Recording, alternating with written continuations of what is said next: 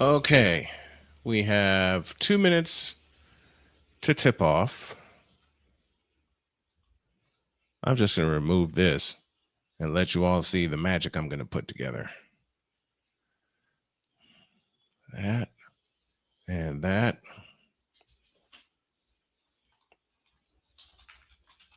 Astros win 8-7. White Sox win today 4-2.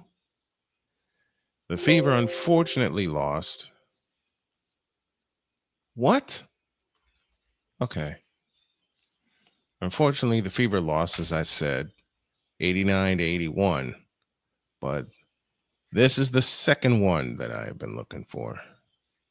Oh no, what the? Not that. That.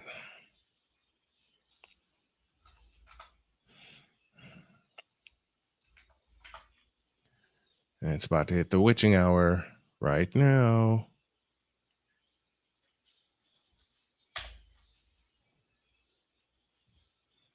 Okay. Boom. I should see a scoreboard, but I don't. I don't see a scoreboard. What's up with that?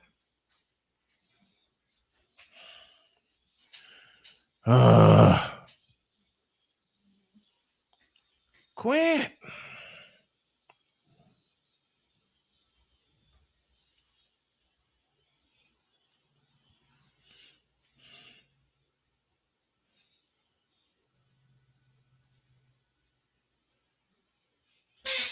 Quit.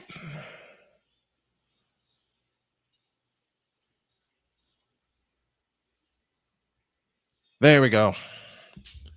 One little button and we're in business. What?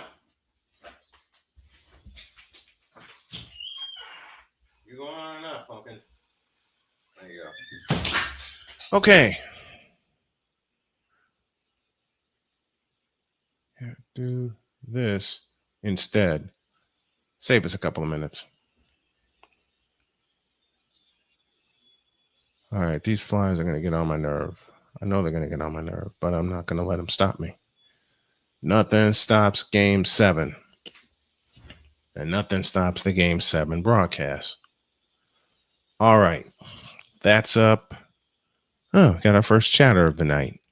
And it's Mr. Donnie Mack who says, Game 7, 7, 7. Indeed, it is Game 7. Indiana Pacers and the Oklahoma City Thunder. You all are behind the scenes, and now you all are on the air. Let's go. Oops, wrong button. Wrong button.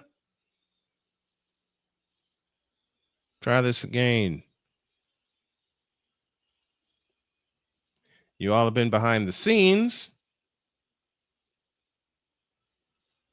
and now you guys are on the air.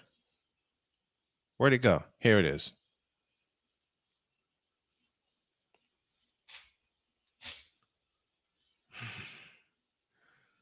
Oh, man. And this is my fault because I took a nap in between games.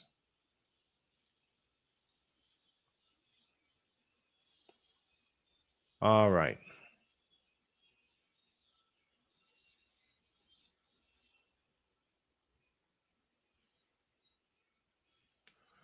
All right.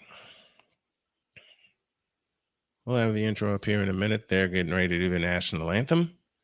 Players are lined up, and I think after that we'll have the intros, and then we'll have Game 7 of the NBA World Championship Series, and the champion will be decided tonight.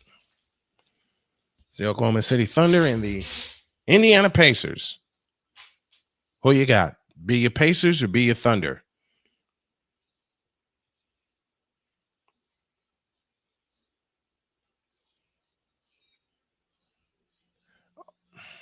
Should have done this.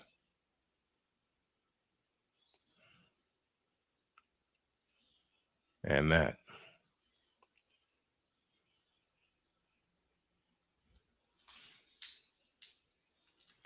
Okay, and while that's going on, this is part 4 of my mission to veer away from sugar and caffeine So I got some sugar-free flavor packs. And this one I have, if I can open the darn thing, is strawberry pineapple. So we're going to have a double shot of that.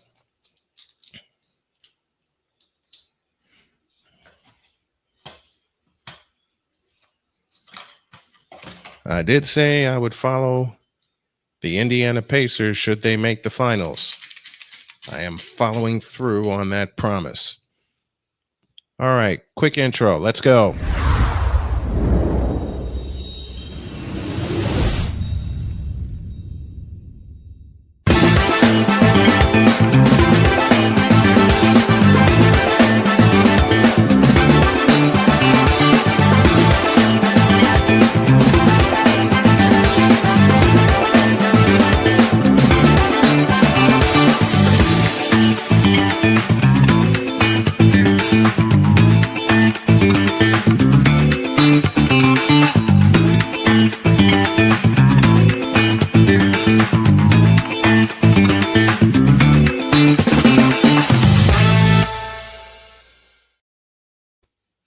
All right, we're getting ready for the starting lineups. And where is the top to my drink canister? Okay, they're introducing lineups. I'm going to go grab something. I'll be right back.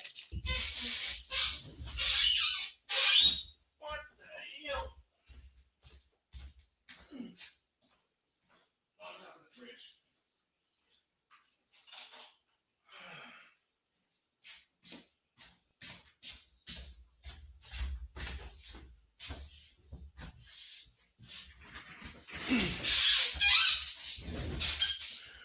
All right. Tyrese Halliburton's the last one introduced. 6'5" out of Iowa State, former Sacramento King. I got a poll question to start things off. Rick Carlisle is the coach. Was a player under the legendary Casey Jones.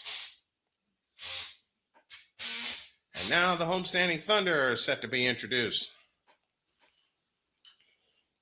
No changes in the starting lineup for Indiana.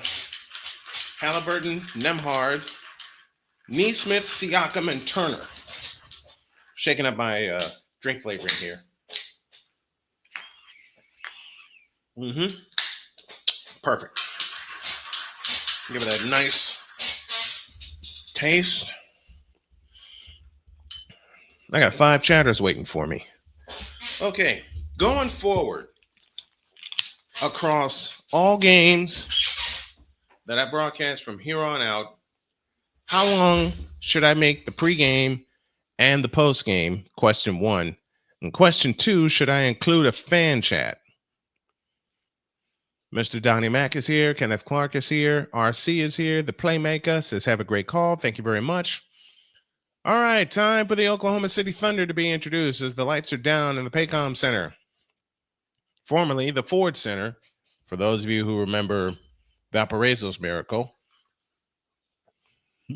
Lou Dort hits the floor, 6'4" out of Oregon State. Arizona State.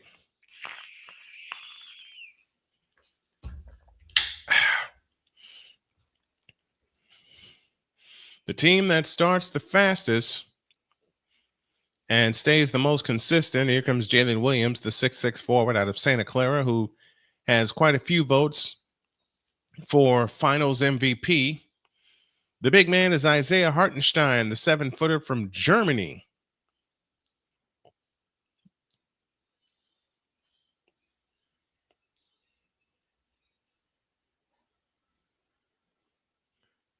Chet Holmgren at forward, 7'1" from Gonzaga.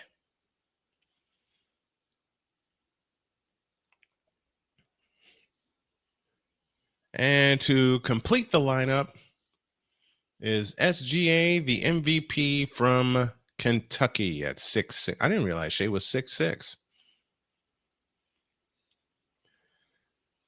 All right, spread says Thunder -7. How do you all feel about that? Will it be that? Will it be more? Who do you have this evening? Be you Thunder or be you Pacers? Mike Dagano is your coach for the Thunder.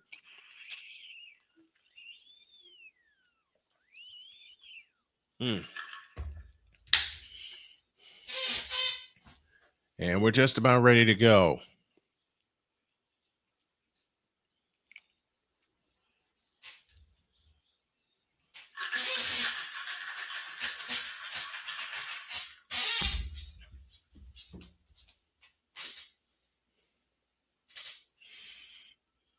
For the playoffs, Tyrese Halliburton is averaging 9 assists per game. Miles Turner, in his 10th season out of Texas, is the longest tenured Pacer player. Jalen Williams, all third-team All-NBA member. For all my mods in the chat, make sure that the bots don't have their way.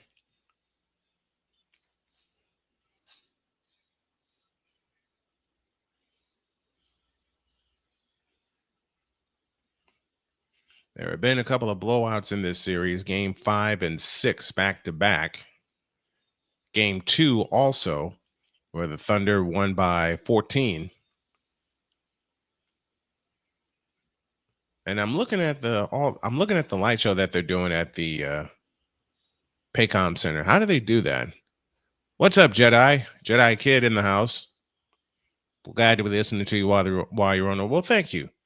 Thank you very much, Donnie Mac. If you guys like what you see and what you hear, and if you want to give a little support for me celebrating my wife's birthday, the Cash App is on the screen. Here we go. Indiana controls the tip as Tyrese Halliburton walks it up. Pacers go left to right. Yellow tops, yellow bottoms, navy blue numbers trimmed in white. Nembhard has the top of the circle, guarded by Jalen Williams in a switch. Off the Turner screen, Nembhard on the approach, stops. 18-footer from the right. Got it. And the Pacers lead 2-0. 11:40 remaining in the first quarter. Lou Dortz trots it up. Dortz in the front court. Now finds SGA. Alexander on the move to the left. On the drive, left of the lane. Fakes, fires. Had it blocked by Nesmith. Cleared by Nesmith. Outlet pass to Nembhard. Nembhard, front court to the right. On the drive, into the lane. Drops it to Turner. Fakes the three out of the right corner. Jump pass Halliburton on the left wing. Halliburton with a step back three straight on, but we get a whistle underneath. Jedi got fired from Walmart. Oh, man, I'm sorry. I am so sorry. I hate anybody getting fired from their job. Lord knows I've gotten fired a few times.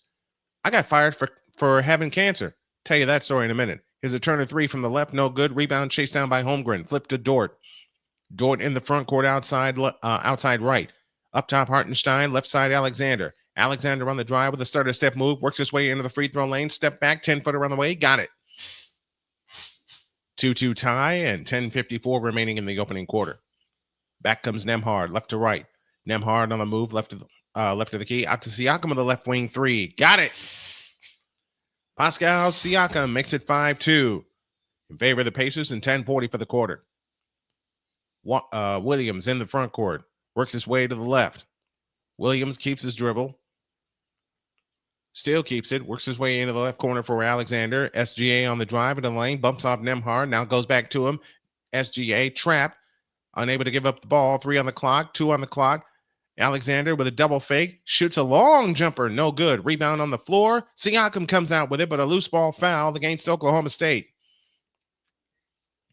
Jedi Kisses, mentally I've been better because over the 8 months I've worked for them, I only took one mental health day. Yeah, Walmart will make you take a mental health day. I never had the opportunity in most of the places I worked to take a mental health day. And I got plenty to say about that after the ball game on the episode of Diary of a Mad Snowman. So stick around for that if y'all can.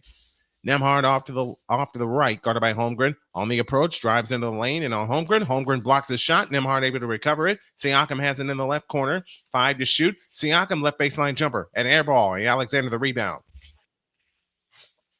Alexander in the front court. Alexander on the drive into the lane all the way. Shoots it up. Nope, but a foul called. And Alexander shoots 2.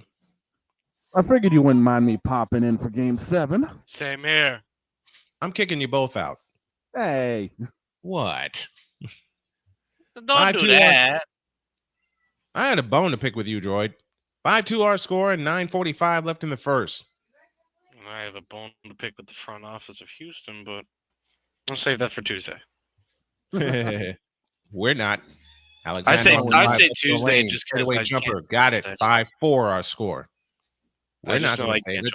I just know I can't join Monday. I'm going to destroy that trade. Here's Halliburton at the top of the circle against Hartenstein. Halliburton on the drive into the lane all the way blocked by Shai Gilgeous-Alexander. 9:18 for the quarter. Alexander across into the front court off the Hartenstein screen, bumps off Turner, leaves it out front for Hartenstein. Hartenstein bowls his way in the lane, finds Williams. Williams on the left wing, now tries at left baseline, cut off, now to Holmgren. Holmgren with a spin on Siakam, 10-footer, rimming, good. And the Thunder have their first lead of the contest. Siakam has it in the front court as right back come the Pacers. Halliburton has it on the move to the right. Halliburton fakes, finds Turner in the right corner. Out front Siakam, now to Halliburton. Halliburton over the top pass to Turner. Turner with a fake on the move in the lane against Holmgren. Fakes, comes out to Siakam. Bounce pass Halliburton. A wide open three. Got it! Oklahoma has been throwing a lot of front court pressure down. 8-6 in favor of the Pacers. 8:24 left in the quarter. Out front is Jalen Williams. Please do not post any spoilers in the chat. That's one of our main requests here on our play-by-play streams. Here's Williams out front, guarded by Nesmith. Williams on the drive, forces a jumper, no good. Nembhard the rebound. Back come the Pacers on the push. Nembhard in the front court, finds Halliburton. A deeper three. Splash! Uh-oh. Somebody is warm. 7:58 for the quarter. The last 6 belong to Halliburton. 2 of 2 from distance, 11-6 Pacers. Williams has it out front to Hartenstein. Hartenstein left of the key. Backdoor Lou Dort. Reverse layup. Good. 11-8 our score and 7:40 for the quarter. Now, if you're the Pacers, you got to continue this pace. No pun intended. Out front, Siakam on the move to the right. Guarded by Hartenstein. Siakam bumps off Hartenstein. A step back 18-footer. Off the back of the rim. Rebound Holmgren. Hands to SGA. Alexander on the move. Splits the double team. Drives all the way in. Shoots it up. Nope. And a foul called. And Shai Gilgeous-Alexander shoots 2. Oh, who's shocked? Nobody. No, this game's going to be real fast-paced tonight.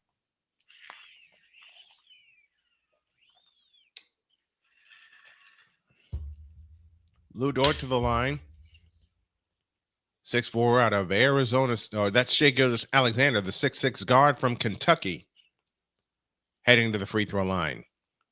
And Alexander's got to get off to a fast start. First one, good. Who's this? Hi, Pumpkin. Oh, no, that's not Pumpkin. That's Winnie. How dare I get her wrong? 11-9 our score. And again, remember what I said in that last game, Brian. Just you got to stop Halliburton from hitting those threes. And if you can't do that, then you ain't going to win yourself a championship. I don't think they're going to win anyway. 2 fouls on Aaron Nesmith as Nembhard trots it up. Nembhard in the front court. Alex Caruso is on early for the Oklahoma City Thunder. Halliburton right to left. Another 3. Short. Rebound tip. Gathered in by Matherin. A 3 by Halliburton. Bang! He's got 9 points and off to a fast start. And we have time on the floor. 6:58 remaining in quarter number 1. The Pacers are out smoking. They lead 14-10. This is the 2025 NBA Finals, game number 7. And we're back after this.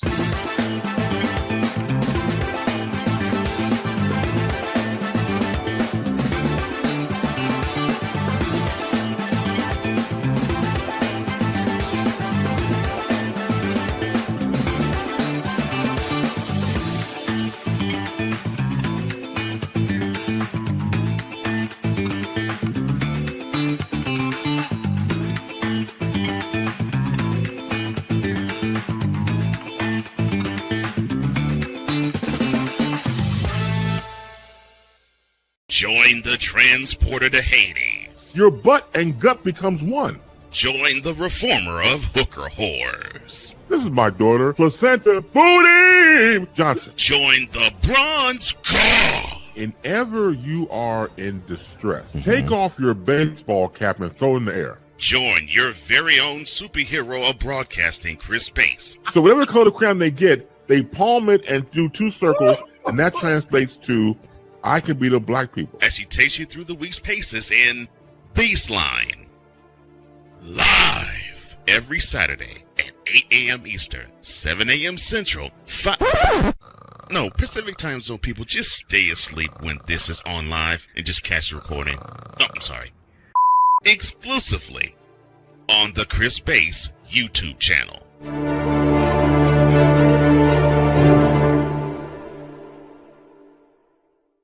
We were always hippies at heart, I guess, and that was one way that we showed it before we became full-time RVers. Yeah, we were definitely living small and minimally. What made us decide to go with Battleborn was everyone from their top leadership team down to their service department helped us so much the whole way through. Our relationship with Battleborn is so much more than business. And me and Dennis love to jam together. We've played together multiple times, and that's been an awesome transition. Be able to learn so much more about the business, also just make some awesome friends. During bad weather, driving can become downright dangerous. What's your emergency, please? Trust Battle Vision Storm, the revolutionary glare reduction glasses that turn your sight bright during bad weather at night or during the day. Watch your ordinary vision become extraordinary. Battle Vision Storm uses light optimizing lenses that block blue rays so you see clearly in heavy rain at night or blinding snow during the day.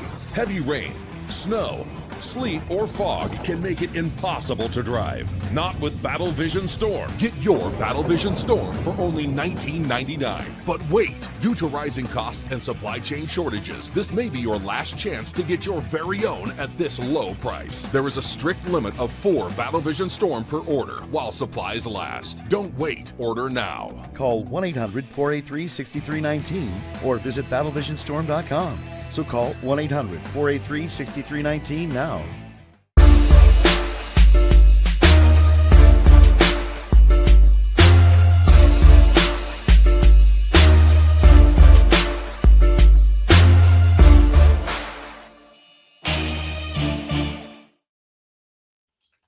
$14 to 10 in favor of the Indiana Pacers. And of course, there's not a seat to be had in the house back at Gainbridge Fieldhouse in Indianapolis.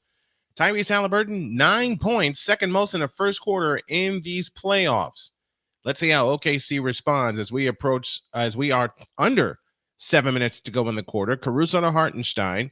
Hartenstein holds right of the key against Turner. Big man to big man. They hand it to Alexander. Alexander jump past Caruso, a left wing three. Got it. There's your response right there. Caruso with his first 3 in 2 games. And it's 14-13 in favor of the Pacers and 6:34 remaining in the quarter. Indiana 4 out of 6 from three-point land. Nembhard on the drive. Left of the lane, comes back out to Turner, hands to Halliburton. They quickly swarm him. Halliburton on the drive. A jump pass back to Nembhard. Tap pass Turner. Turner with a fake. Drives in. Back to Nembhard. Left corner Mathurin. 4 to shoot. They better get a shot. Mathurin. Fadeaway 3. Nope. And OKC the rebound and in motion right to left. Williams in the front court. Bad possession by the Pacers, but you expect a few of those tonight. Williams falls down on the dribble. Ball on the floor. Ball on the floor. Still on the floor. And it's a jump ball. Good job by Nembhard. Good job by Nembhard attacking the basket. And there's a connection I didn't make. So we going to have to make a couple of adjustments really quick. And while we do that, we have a jump ball. To the beautiful wife of the man on the screen, the greatest producer of all time, and the best Indianapolis Colts fan I've ever seen. Happy birthday, Jodi. Oh, the legendary Dr. K's birthday. Yep, it is Dr. K's birthday tonight, and she's had a real easy day of it. Good.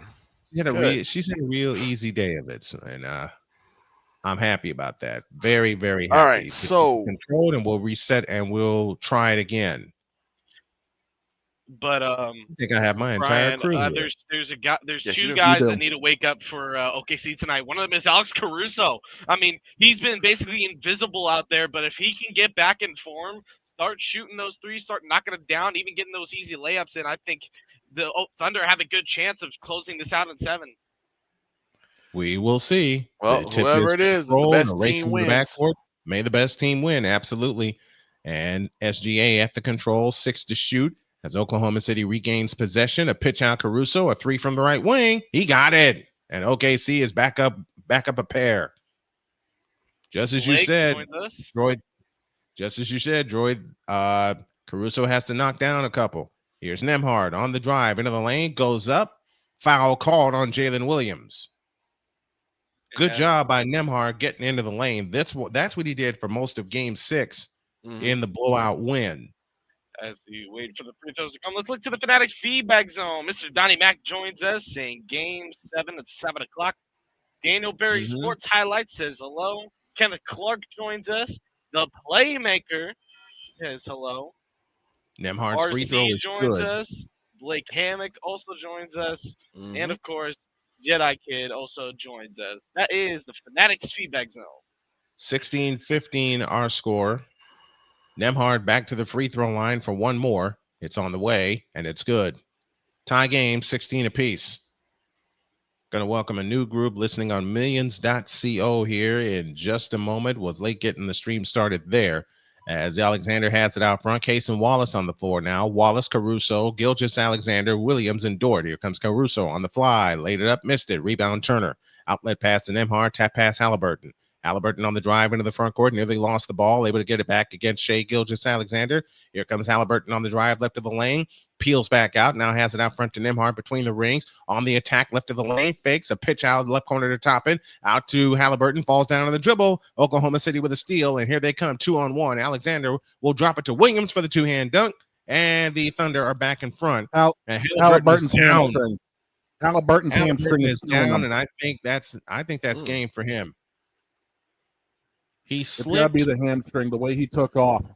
Oh, it's the full squad. There's a dog. You didn't realize dog was the here? calf. I didn't hear him. It's the calf. Because remember, he had a strained calf coming into this. He went to pivot. I don't know, man. The way that leg completely buckled, it's something in that leg. It could be a full blown calf issue. It could have been the hamstring too. But he's hurt. He is. And the whole squad is around him. That is their leader. We'll find out what the result is. 18-16 Thunder with the lead. Back after this timeout on the NBA Finals.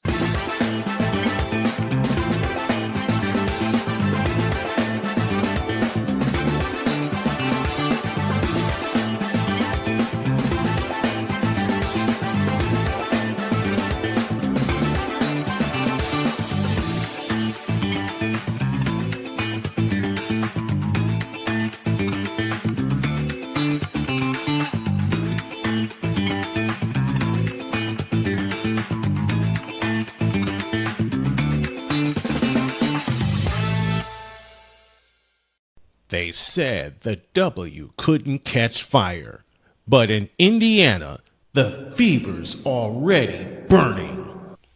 Tuesday at 6 p.m. Eastern, Full Court Fever tips off on Snowman Multimedia. All in on the WNBA. All eyes on the Indiana Fever. Caitlin Clark, Aaliyah Boston, Kelsey Mitchell. The next dynasty in the making? Join Brian Snow for the deep dives, the hot takes, and the real stories from the hardwood. Full Court Fever, Tuesdays at 6 p.m. Eastern, only on Snowman Multimedia. This is Fever Basketball. SeatGeek is the ticketing app for fans like the High Five Strangers guy. Game-winning interception. First down. Just a nice, solid tackle. If you're in arm's length, you will be swapping skin with this extrovert. You see, he knows SeatGeek got him a great deal on tickets, so he can focus on what he does best, smacking palms. SeatGeek handles the tickets to sports, concerts, and more, so fans can fan.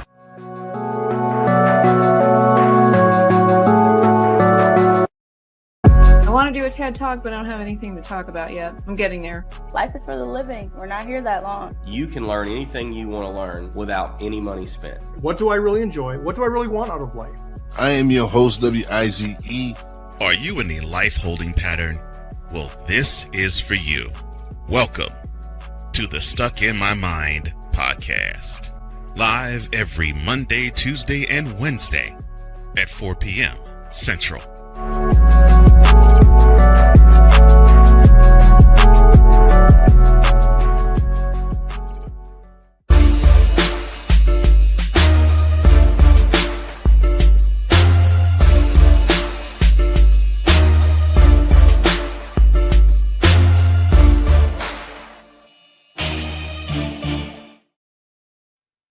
18-16 Thunder with the lead, and it's an injury, a big injury to Tyrese Halliburton, who slipped on his way down and wound up committing a turnover, and it wound up turning into a turnover, I beg your pardon. All right. What's the and they're gonna carry him off.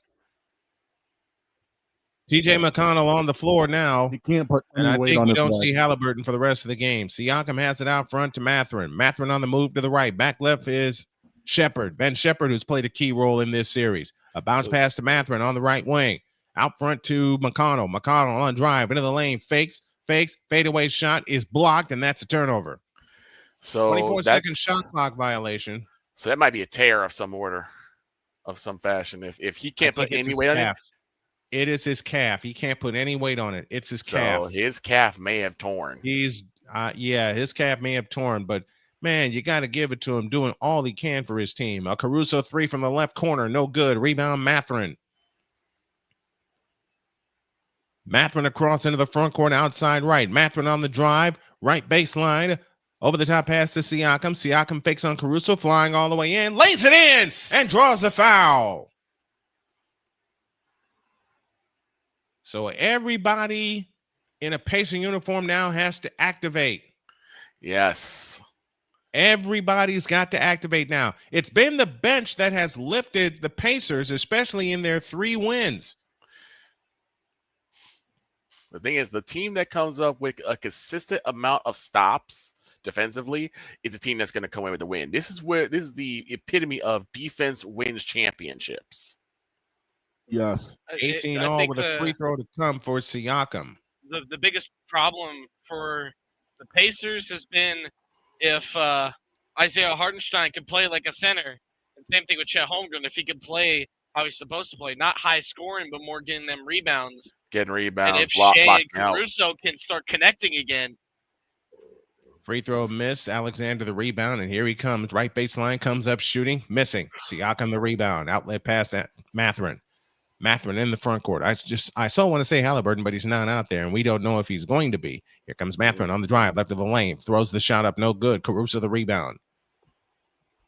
Alexander in the front court to Kenrich Williams. Now back to Alexander on the drive, out to Caruso. A long three. He missed it, and the rebound tip to Kenrich Williams. Out to Shea Gilgeous-Alexander. Hands it to Cason Wallace. Now to Caruso. Back to Wallace. Out front, Alexander between the rings. Alexander on the drive into the lane. Stops. 10-footer. Got it. 20-18 in favor of the Oklahoma City Thunder. McConnell out to Toppin. Toppin on the drive into the lane. Forces the shot up. No good. Rebound, Chet Holmgren. Outlet pass to Alexander. Alexander in the front court. It's also going to be question if the Pacers can speed this game up and wear this team down like they've done many times before. Alexander backs in on McConnell. A pitch out to Holmgren. Holmgren with a fake into the lane. 10-footer. Good. 22-18 Thunder lead by 4 and 2:44 for the quarter. Siakam has it front court to the right. Siakam works off the top and screen. McConnell has it off to the left. Back right, Shepherd. Back to McConnell out front. McConnell on the move to the left, finds Siakam. Siakam the fake, step back, 18-footer, got it. Pascal Siakam with 4, and the lead is a deuce, 22-20, and 2:20 remaining in the first quarter. Pacers only led at the end of the first quarter in 2 games this series. Caruso has it out front now to Holmgren. On the right side is Alexander. Alexander holds and looks with 10 on the clock. Starts his approach with the left hand, 7 to shoot. Alexander stops and starts, works it left of the lane. Now still working it. Fadeaway jumper. Missed it. McConnell the rebound. Chance to tie for the Pacers. A bounce pass to Shepherd. Out to McConnell. McConnell has it right wing. Out front Toppin. Now to McConnell. 14 to shoot. McConnell on the attack. Left of the lane. McConnell comes back outside. A pitch pass stolen by Caruso. Back come the Thunder on the push with 100 seconds for the first quarter. Low-scoring quarter, but a great defensive quarter by both teams.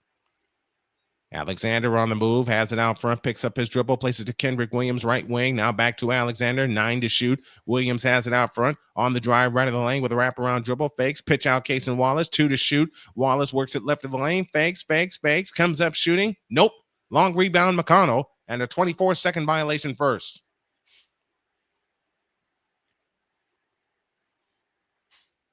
The question is, do the Pacers try to get the 3-ball going? The question is, can the Pacers speed this game up without Halliburton on the floor? Siakam 7 points so far in 9 minutes. 118 for the quarter. 22-20 as McConnell has it in the backcourt, chased by Cason Wallace, and McConnell brings it up. He has it front court to the right. McConnell, right baseline jump. Rimming, no. Rebound taken down by Jalen Williams. Outlet pass to Wallace on the fly. Bounce pass back right side to Williams. Out front, Kenrich Williams for 3. That's a brick, and it's going to fall out of bounds, and it will belong to the Indiana Pacers. That looks like something Angel Reese is familiar with.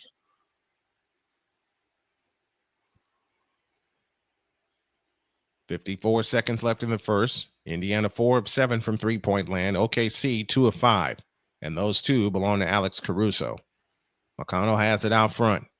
Leans over the dribble against Cason Wallace. Back to Mathurin on the drive into the lane. Lead in flip. Nope. Mathurin the follow. Good. Tie game. 34 seconds left in the first. Wiggins has it in front court to the left. Aaron Wiggins on the floor right now. Here comes Williams. Williams, wraparound dribble. All the way. Lays it in. OKC has the lead. 22 seconds left, first quarter. 24-22, OKC with the lead. McConnell has it in the front court. McConnell out near the timeline, standing at the logo. 10 seconds. No shot clock. McConnell lost the ball. On the floor, Wallace comes up with it. 5 seconds. Holmgren on the fly, runs over McConnell, but a foul called on TJ McConnell.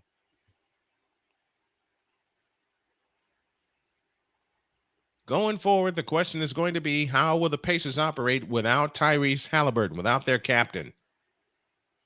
I can honestly say, so far, so good. Oh, yeah. I'm seeing it now. I think that was definitely his calf, probably torn, because the way that he stepped, I'm looking it's at it either right. hyperextension or he tore it. Oh, that's a tear. If it's a hyperextension, he can return. But if it's a tear, he will not return. And a hyperextension will still, in a way, allow you to put weight on it. Cason Wallace back in for OKC. And unfortunately, the Pacers are getting very sloppy with the basketball. They've already got, 3-4 turnovers already? 4 to be exact. Second free throw, good. 3-point game. And it's usually this time, well, it was this time in game 6 where the Pacers turned it on. They haven't played the Siakam. A 3 for the tie is short. And that'll take us to the end of the quarter. Done with 1. It's the Thunder 25 and the Pacers 22 in game 7. NBA World Championship Series. Quarter number 2 coming up. Let's go to the Fanatics feedback zone before we go to break. AB Media is checking in. Salute from Indianapolis, Indiana.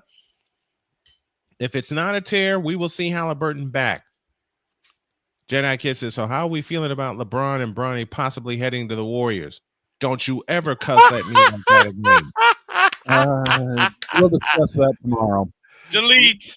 If that happens, I quit. If that happens, you will see the title of that Snowman in the Morning is "I Quit," and you will see a that pair. Was the first thing I said when I called. No, actually, the first thing I said when I called Victor was "Help me, help me." Oh my God!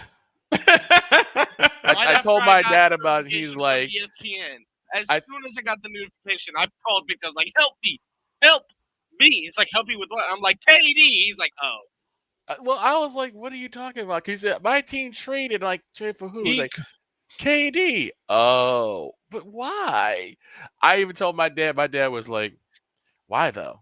I'm like, don't ask me. I have no clue. I have no clue what the Rockets are doing.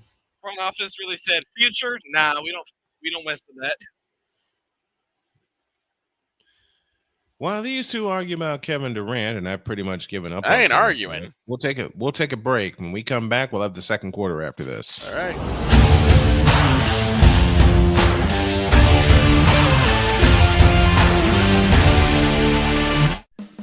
Attention sports fans, looking for the ultimate gear and apparel to show your team pride? Look no further than Fanatics, the #1 destination for sports enthusiasts. Visit snowmanmultimediasports.com today and shop a wide selection of officially licensed merchandise from your favorite teams and players. From jerseys to hats to accessories to collectibles, Fanatics has it all. Don't miss out on the chance to elevate your game day experience. Head over to snowmanmultimediasports.com/fanatics and gear up like a true fan with Fanatics. Officially licensed everything.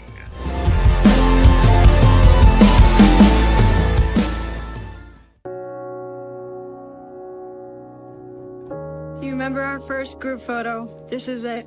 Smiles all around, even though we were all nervous. Who could have imagined that our first weekend together would soon turn into a lifetime of memories? You're an amazing young man. Your brothers and sisters really look up to you. They're a big brother. It's so cool to watch the adult that you've become, and you really have done as much for us as you think we've done for you. You know, it took 20 years, and I got my third child who was 17 at the time. There are so many rewards in life. You coming into our home was one of the greatest rewards we could have ever had. I ain't never felt so much love before in my life.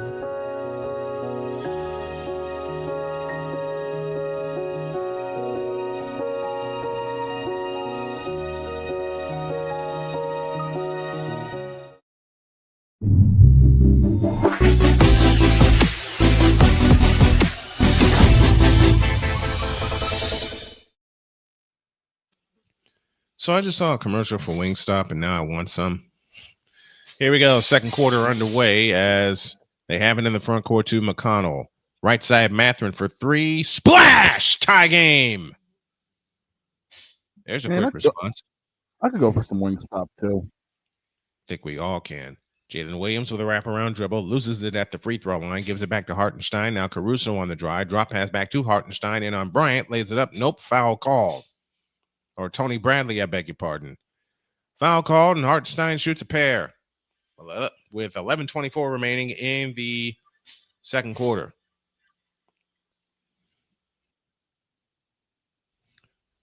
Pascal Siakam at the end of the first quarter rallying his team, keeping them close. Free throw for Hartenstein, a brick.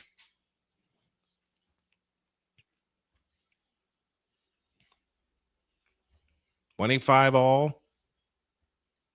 And 11:24 remaining in the first half. Blake, why are you calling the retirement by Bones Jones the duck of the century? He's been ducking people for years. Next question. McConnell in the front court on the move to the left. Picks up his dribble. Out front, Mathurin. McConnell, Mathurin, Siakam, Shepard, and Bradley. The five on the floor for the Pacers. Siakam has it in the left corner. Siakam on the drive. In on Caruso. Dumps a pass underneath, but a foul called. And Siakam will shoot a pair.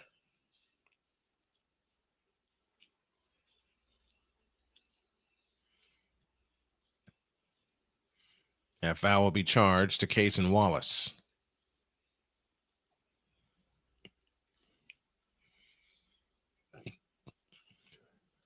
Siakam gets ready. 7 points in the game. 8 with that free throw. Who has the biggest load in the game tonight? I think it's Pascal Siakam.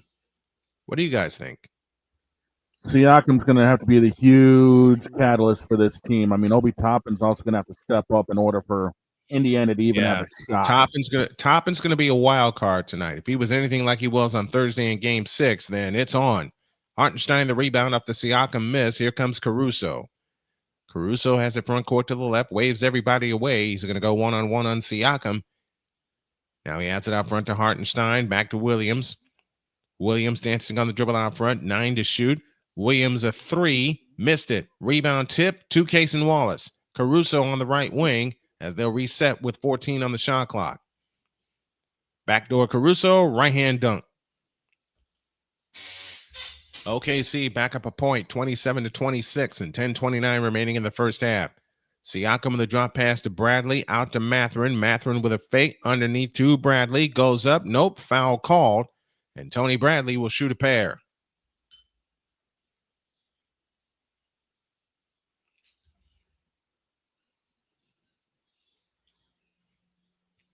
Good backdoor by Caruso to get to the basket. Caruso, 8 points tonight off the bench.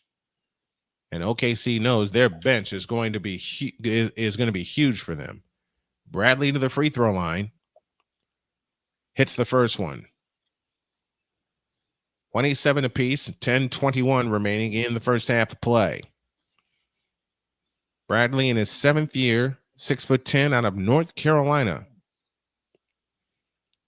He's been huge for them the last few games. Bradley tries again, good. And Indiana back up a point, 28-27. 10-20 for the half. Jalen Williams now has 2 fouls, only 4 points in the game. Hartenstein has it off to the right, now gives it to Aaron Williams. A lob to Hartenstein, and he missed it, but drew the foul.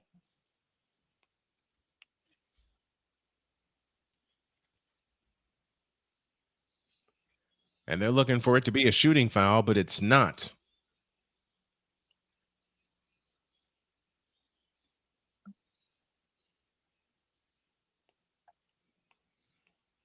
Well, looking at that replay, I think it should be a shooting foul. But they don't call it as such. TJ McConnell has 2 fouls. Hartenstein tips the rebound out to Caruso for 3. Missed it. Bradley the rebound. Lost the ball. And a foul on Tony Bradley. One thing I'm seeing from OKC is a more consistent flying to the basketball. I'm seeing that also. They're not giving the Pacers any open looks. And they're not giving them any chances to drive to the hoop either. At least not so far. Caruso to bring it in. Foul line extended right. Comes in play to Wallace. Williams has it in the lane. Dump to Hartenstein. He goes up and lays it in. 29-28. OKC by a point. 9:50 for the half. In the front court is McConnell. Out to Siakam. Siakam holds. Finds Mathurin. Mathurin guarded by Caruso. Deep on the right wing. Back to the right. Seal on the right is Siakam. Now to Shepard on the curl. Poked it away. Caruso the steal. Caruso waits for traffic to clear. Now leaves it for Williams. Now Case and Wallace on the drive in from the left. Lost the ball. McConnell comes up with a steal. Back come the Pacers. 9:20 for the half. Caruso on the move to the right. Caruso finds Shepard. Shepard to Siakam in the right corner. Siakam backs in on Case and Wallace. Backs in right of the lane. 5 to shoot. Fadeaway shot. Nope. Hartenstein the rebound. It's still a 1-point OKC lead and 9 minutes remaining in the first half. Indiana 39% from the field coming out, but they're 5 of 9 from distance, continuing their assault from Thursday night. Williams throws up a shot. That's no good. Hartenstein lost the ball, but we get a foul on Bradley. Just got news. Halliburton will not return tonight. It is a tear, and it is serious. That's a tear, and it might cost him next year. From what I'm seeing, this is Achilles. It's a tear. And I figured it was a tear because of the way he was in such agony. Well, the way that he stepped is what turned me to it. The way that he stepped. Because he stepped and it looked like as he was trying to go forward, he had slipped and he hyperextended that back part of his foot. And I know how bad that is. Yeah, same here. Time called on the floor. Or a quick time on the floor for some substitutes. In 7 minutes, Tyrese Halliburton had 9 points, all on 3-point field goals. Another thing the Pacers need to do when they get opportunities is hit their free throws. That cost them in game 5. Yeah. Second attempt on the way, good. Actually, if you want to think about it, it cost them in game 4 when they had a chance to really put this series on ice. Nembhard hustles it up. Front court to the right. Nembhard in the right corner, looking for help. Out front to Toppin. Toppin hands it to Nembhard. Nembhard between the circles, 8 to shoot. Nembhard on the move to the right, guarded by Jalen Williams. Underneath to Turner, double fake, goes up. Nope, foul called, and Turner shoots 2. Good pass by Nembhard. And now you've got to make, I'll say it again, you got to make your free throws. And the problem is, this early in the quarter, OKC is in the penalty. Or, excuse me, Indiana's in the penalty. So OKC will be shooting free throws for about 8.5 minutes. First free throw by Turner, no good.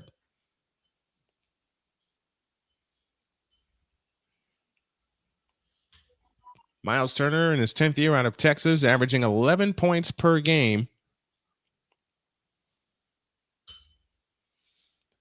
His second one rolls in. 30-29, OKC by 1. 8:25 left in the half as Shai Gilgeous-Alexander brings it up on the move to the right, stops and starts, bumps into Nembhard, spins down the lane and shoots it up. He never got a shot, but they call the foul.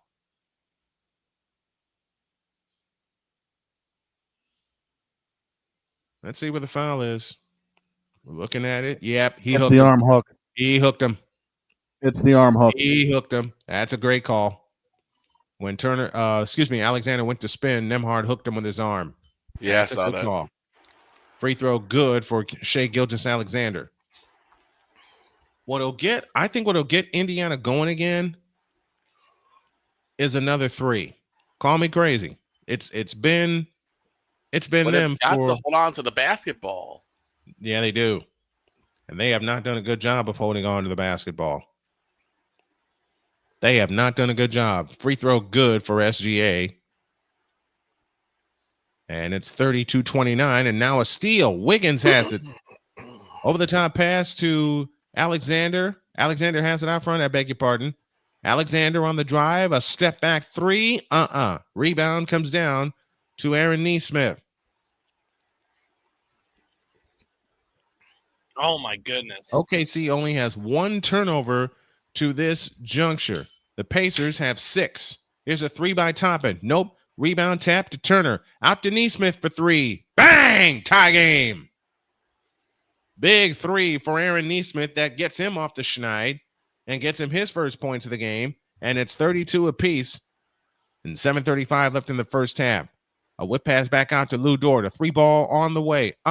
Rebound tip. Toppin had it. Stolen by Wallace. Out front to Williams. Now Alexander on the left wing. 18 to shoot. Alexander on the approach. A step back 20-footer. Got it. And Rick Carlisle says, we're talking about this. They got to fix their defense or they are in serious trouble. And they got to do something about Wallace. Yeah. They got to do something. They got to do something about their defense overall. Forget just an individual player. 7:14 for the half. Thunder 34. Pacers 32. It's game 7 of the finals. We're back after this.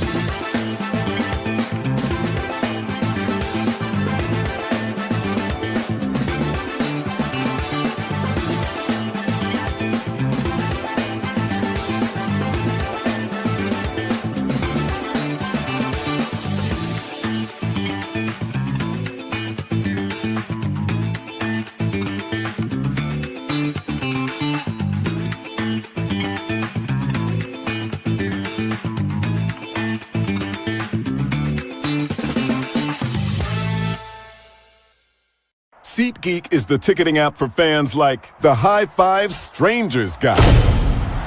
Game-winning interception. First down. Just a nice, solid tackle.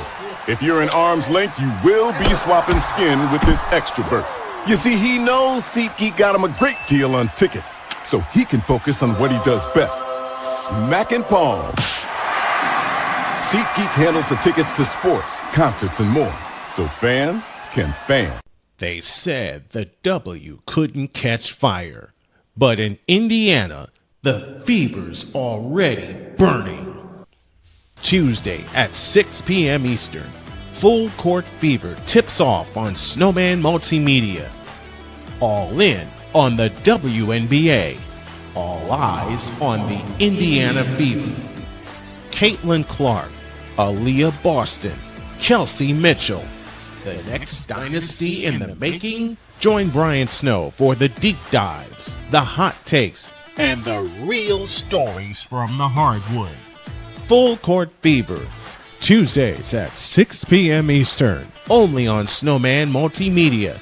This is Fever Basketball. Whether it's the men's college game, the way that this season has been going, Yeah, anything is possible. The women's college game. And how passionate Angel Reese was at that press conference. They got their mojo now. The WNBA. AJ Wilson on Twitter 1 and 2, followed by Brittany Griner, Aaliyah Boston, Jackie Young. Or the NBA. The Lakers had a 0.8 chance of winning. And then what happened in the fourth quarter? LeBron James by himself outdid the Clippers. You will get any and all of the information right at your fingertips or your earlobes. Join the Playmaker as he breaks down all things basketball in Shooting Lights Out on the Playmakers blog, network, YouTube channel, and where you can find podcasts.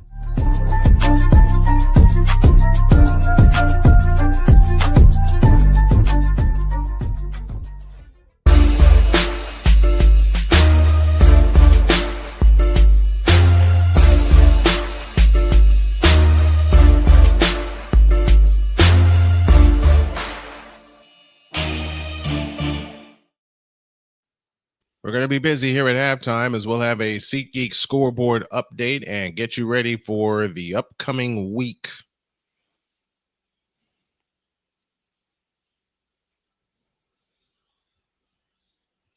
Oh. 34-32, Pacers trail by 2 as Nembhard on the approach left of the lane, picks up his dribble, dumps it low to Turner. Turner backs in, out to Mathurin, flying in, missed the layup, rebound taken down by SGA, and here they come. Alexander to Wallace for 3, got it. And this is the biggest lead of the night for OKC. You don't want it to get any bigger. It's a 5-point lead, 6:38 for the half. Turner has it out front. Hands to Nesmith. Nesmith got bumped. Nothing called there, but Nembhard able to rescue possession. 9 to shoot. Nembhard standing dribble off to the right. Dump low right. Turner goes up. Nope. Foul called, and he'll shoot 2.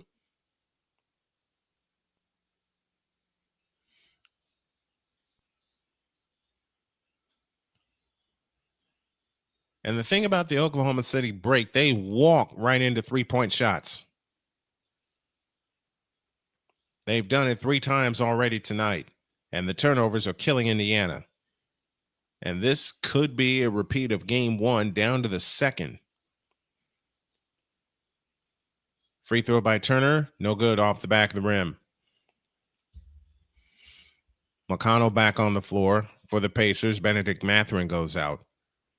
40.1 left in the fourth quarter in Seattle, and the Storm lead the Liberty 85-79. Liberty lose there. It'll be 3 losses in a row for a team that started undefeated. Turner gets ready and tries again. Nope. And the long rebound chase to the corner. Out of bounds, but saved to Nembhard with a tap to McConnell. McConnell, pull-up jumper, in and out. Rebound taken down by Shai Gilgeous-Alexander, and here they come. Alexander in the front court, 3-point stripe. Stops the dribble, finds Wallace with a left wing 3. Missed that one. It goes over the top and out of bounds. It'll belong to the Pacers. If the Pacers win tonight, I know their radio play-by-play voice, Mark Boyle, is going to go ballistic. He's going to go nuts. There's a fly in here, and I'm about to spray him at halftime. Y'all will not see that. 6:05 for the half. 37-32 in favor of the Oklahoma City Thunder as TJ McConnell has it off to the right. Now works its way back toward the timeline. On the approach to the right. Stops. Comes back to the right corner. On the attack into the lane and lays it in with a reverse. 37-34. 5:40 left in the first half. Pacers not going away. Here comes Caruso with a bounce pass to Holmgren. A left corner 3. Missed that one. Rebound tip to Nesmith. Chance to make it a 1-point game. Pacers left to right.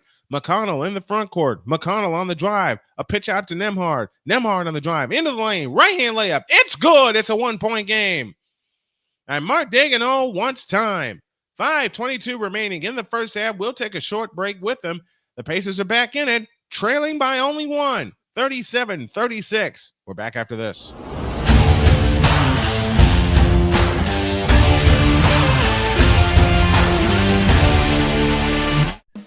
Attention sports fans, looking for the ultimate gear and apparel to show your team pride? Look no further than Fanatics, the #1 destination for sports enthusiasts. Visit snowmanmultimediasports.com today and shop a wide selection of officially licensed merchandise from your favorite teams and players. From jerseys to hats to accessories to collectibles, Fanatics has it all. Don't miss out on the chance to elevate your game day experience. Head over to snowmanmultimediasports.com/fanatics and gear up like a true fan with Fanatics. Officially licensed everything.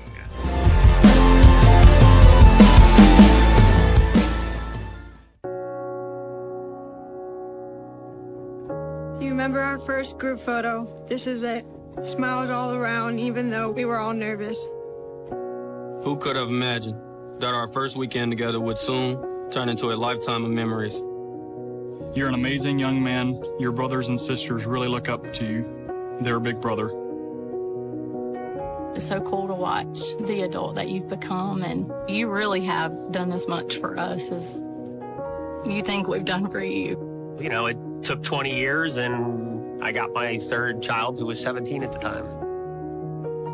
There are so many rewards in life. You coming into our home was one of the greatest rewards we could have ever had.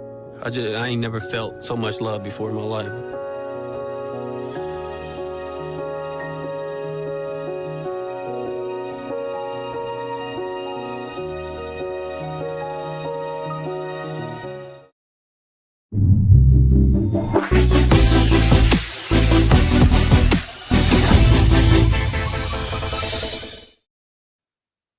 You know you're tired when you're sending a message to your wife and you keep misspelling the same word, like it, perhaps.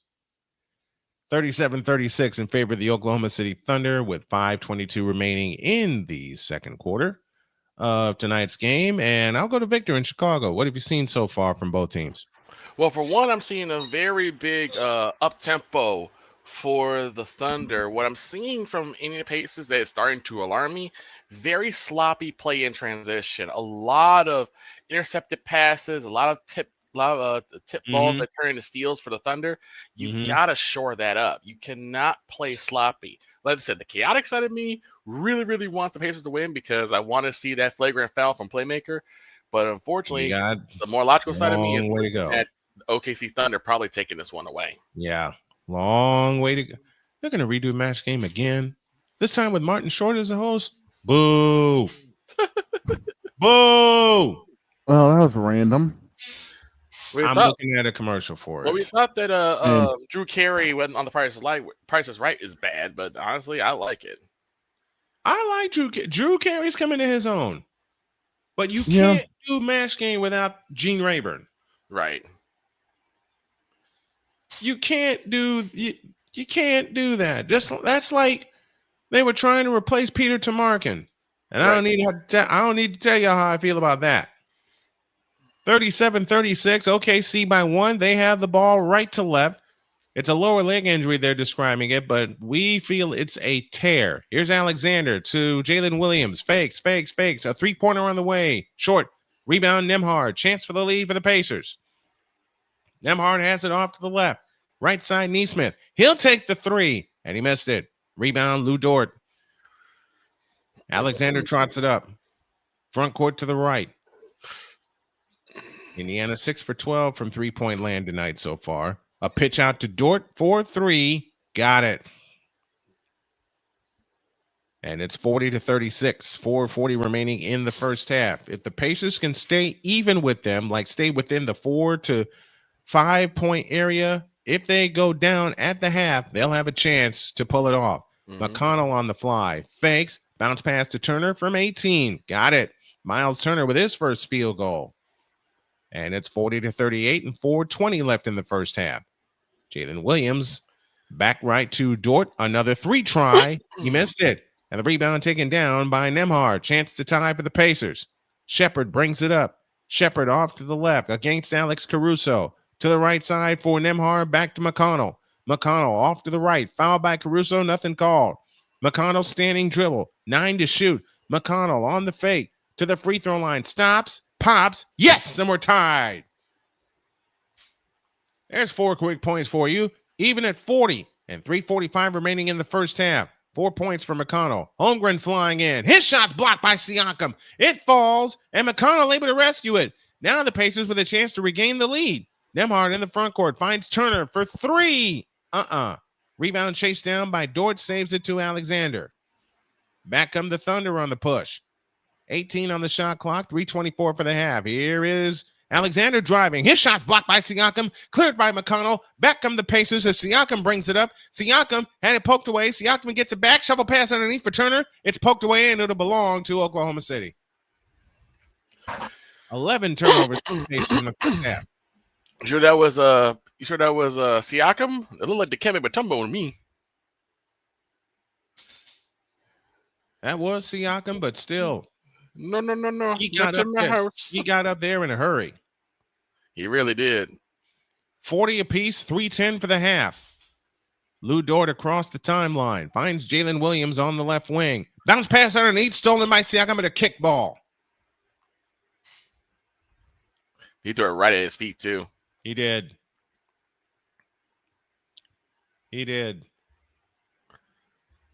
Thunder led 25-22 at the end of one. The Pacers have outscored the Thunder by 3 so far in this second quarter. Dort to come in. A bounce pass in play to Cason Wallace. Underneath Jalen Williams. Out to the right corner. Now to Alexander. 8 to shoot. Alexander on the drive. Lefty scoop. Blocked by Turner, but a goaltend. I don't know about that one. Well, ball was on its way up off the glass. Yeah, that's a good call. Still like that was going to go up and down anyway. But well, on that, with the ball being pinned to the glass, you got to call it. Yeah. Here's Nembhard, right of the lane, jumper. Hartenstein the rebound. It's a 2-point lead, 42-40, and 2:38 remaining in the first half as Jalen Williams plays it to the right side for Shai Gilgeous-Alexander. Alexander has it out front against Andrew Nembhard. Alexander splits the double team out to Williams. Williams in the left corner. Now to Dort. A left wing three. Missed it. Ball on the floor. Neesmith and Hartenstein going after it and a jump ball.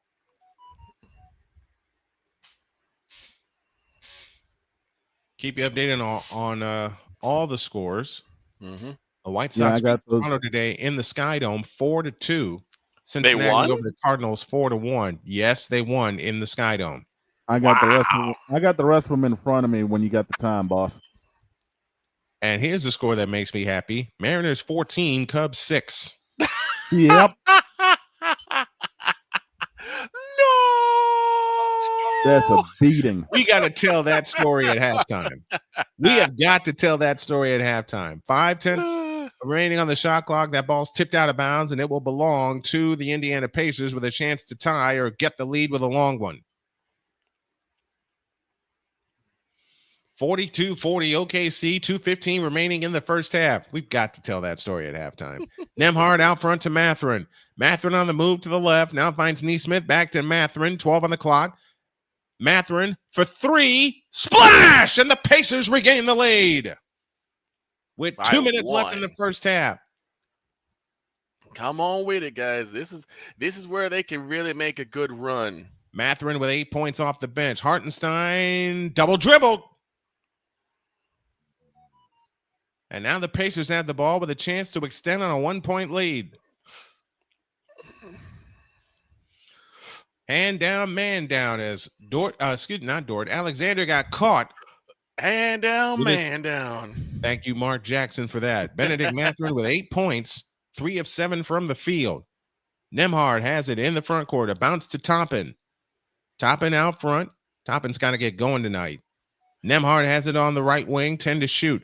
Nembhard on the attack, throws to Siakam, tap pass Toppin, 3 ball from the right. Siakam tips, no good, but a foul, and Siakam shoots 2. And it's the perfect opportunity to make both your free throws and put this up by 3 before the half. Yeah, the Pacers need to get some distance between them and the Thunder before halftime. That way, your confidence level is not shaken. But that happened in Game 4 when they led by double digits at the half and wound up losing the game. So you got to play with a bet. You got to play with a better sense of urgency. Free throw good for Siakam. It's a 2-point lead for Indiana, 44-42.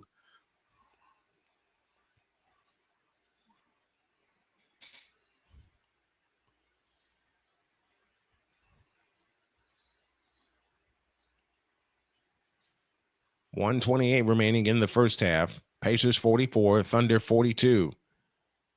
Siakam to the line again, shooting for point number 10 on the night. He's got it, and the Pacers lead by 3. 45-42, 1:25 left in the first half. Caruso across the timeline into the front court. Pacers on a 9-2 run in the last 3.5 minutes. Williams has it off to the right, guarded by Siakam. Williams on the approach. Wraparound dribble, gets in the lane, fakes, pitch out Alexander. Alexander with a fake on McConnell. He lifts up a 3, in and out, and the rebound taken down by Siakam. Down to the final minute of the first half. McConnell in the front court on the drive, right baseline, comes back out to the left wing. 55 seconds left in the half. Here's Nembhard on the approach. Nembhard backs up on Hartenstein, 18-footer. Nope. Rebound, McConnell had it. Ball tipped. Jalen Williams comes up with it. 40 seconds for the half. 45-42. Here comes Alexander. Dump to Hartenstein. He goes up and scores and draws the foul. That'll send Hartenstein to the free throw line with a chance to tie. 4 points in the game for him.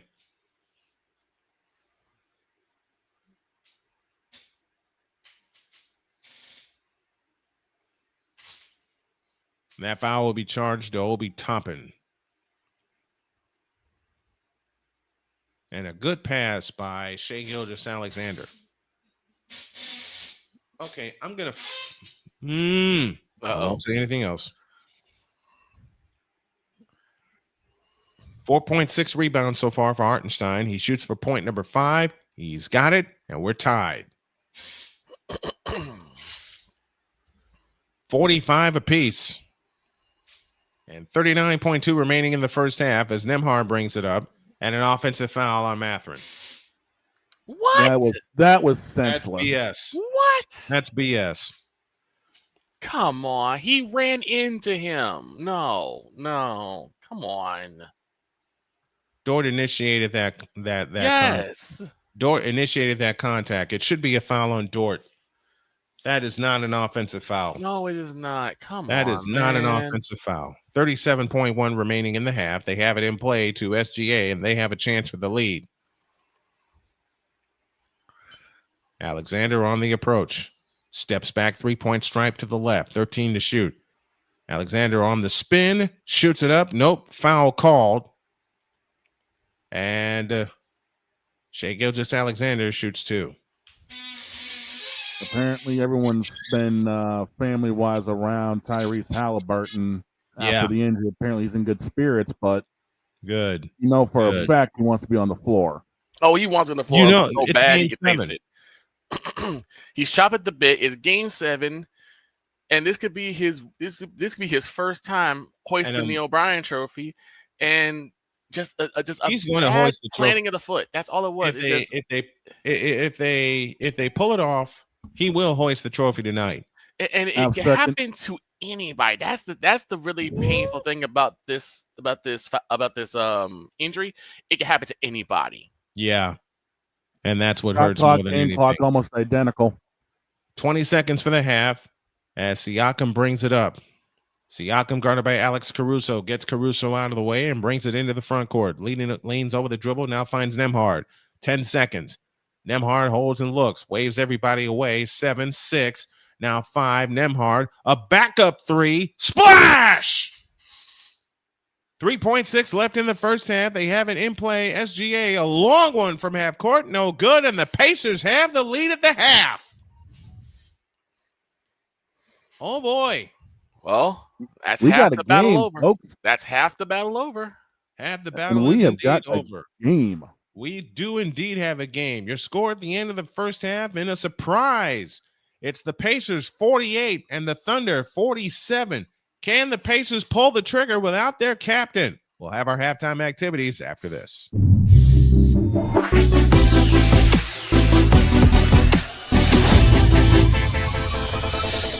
Here's an important message from the Diabetes Solution Center. Do you like pricking your fingers to test your blood sugar levels? No one does, but it's important to maintain your health. And now, by wearing a small remote device called a continuous glucose monitor, or CGM, you don't need to prick your fingers anymore. It's easy to use and helps you make more accurate diabetes treatment decisions.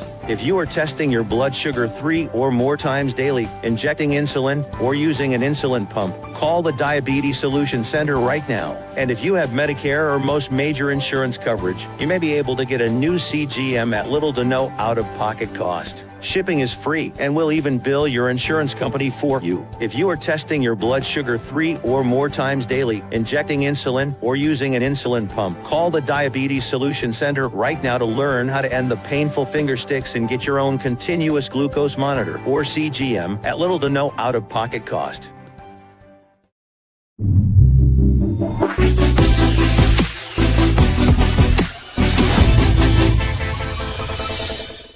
Jason, let's go see your room.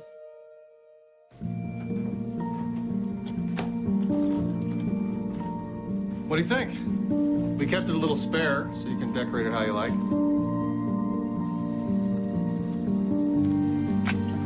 Dinner! Go? Excellent. Soccer is fun. Yeah, I saw you guys out there.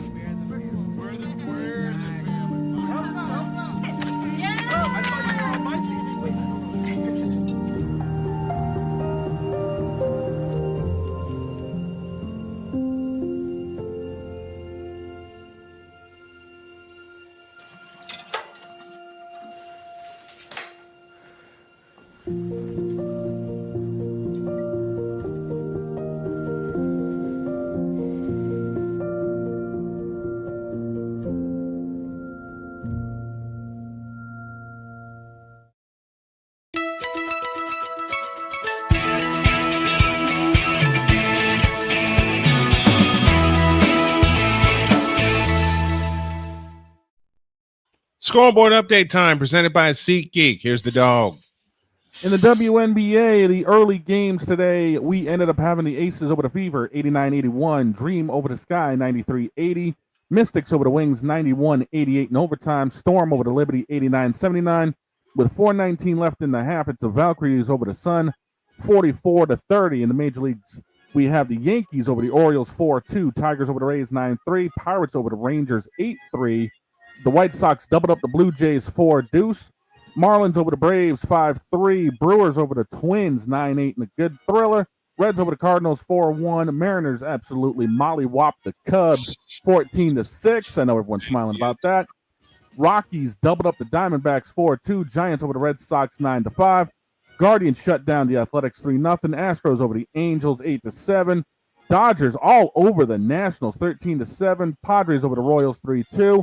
And in the bottom of the seventh, it's the Phillies 5, Mets nada. That's our scoreboard updates presented by SeatGeek. SeatGeek, where fans can fan. Back with more after this.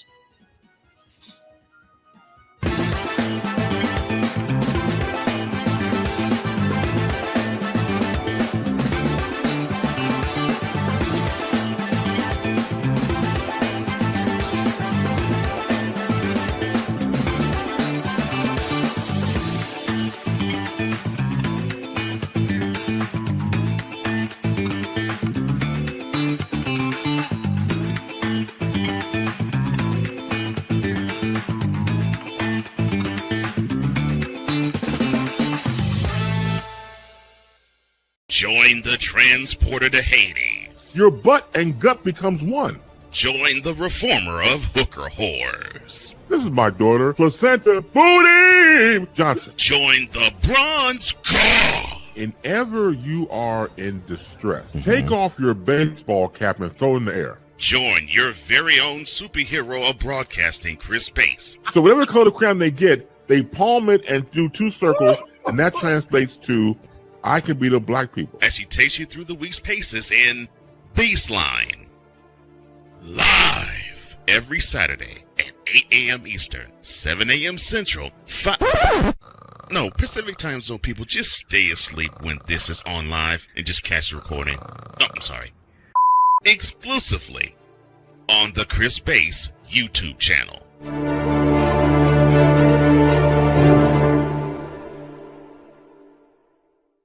We were always hippies at heart, I guess, and that was one way that we showed it before we became full-time RVers. And we were definitely living small and minimally. What made us decide to go with Battleborn was everyone from their top leadership team down to their service department, helped us so much the whole way through. Our relationship with Battleborn is so much more than business. And me and Dennis love to jam together. We've played together multiple times, and that's been an awesome transition. Be able to learn so much more about the business, also just make some awesome friends. During bad weather, driving can become downright dangerous. What's your emergency, please? Trust Battle Vision Storm, the revolutionary glare reduction glasses that turn your sight bright during bad weather at night or during the day. Watch your ordinary vision become extraordinary. Battle Vision Storm uses light optimizing lenses that block blue rays so you see clearly in heavy rain at night or blinding snow during the day. Heavy rain, snow, sleet, or fog can make it impossible to drive. Not with Battle Vision Storm. Get your Battle Vision Storm for only $19.99. But wait, due to rising costs and supply chain shortages, this may be your last chance to get your very own at this low price. There is a strict limit of 4 Battle Vision Storm per order while supplies last. Don't wait, order now. Call 1-800-483-6319 or visit battlevisionstorm.com. So call 1-800-483-6319 now.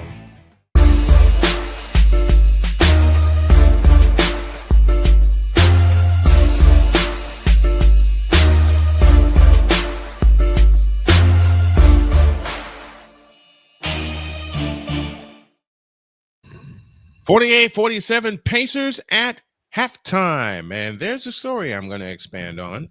Before tomorrow. you do that, boss, according to Tyrese Halliburton's dad, it is kind of where I feared it was going. It's an Achilles injury. I knew it. Yeah. I knew it. The way he tear. stepped, and it may cost him next season. Yeah, this is right up there with Tatum's injury. Yeah, and Tatum's not due this season. Tatum ain't due to be back till 26, 27, and he's already had his surgery. Yep. Which now means Halliburton is likely lost for next season. More likely. They want to win this for him. Yeah. They want to win this for him. If they do nothing else, they win this for him tonight. And Stephen A. trying to look like a bar of white chocolate, apparently. No comment. Extreme white suit. Anyway, story time. Yes. So, one fine Saturday afternoon. And it was a Saturday. I was dead asleep. Nothing could wake me up. My mom made her world famous French toast, and I was still out. Why do I have a feeling this is going to turn bad quick? The only thing that woke me up was a frantic phone call from the man you see on screen. That's eating my halftime snack. So I woke up, groggy as all get out, like, hello? You have a hi or a hello or none of that. He says, what are you doing? Huh? Talk to me. I am talking to you. No, what are you supposed to be doing? Sleeping. No. Now, I worked 5 days at UPS from 6 p.m. to basically 10:30, 11 o'clock p.m. Ain't no way you telling me that I can't sleep on a weekend. He's like, who's playing today? I don't know. Dude, White Sox, Cubs. And?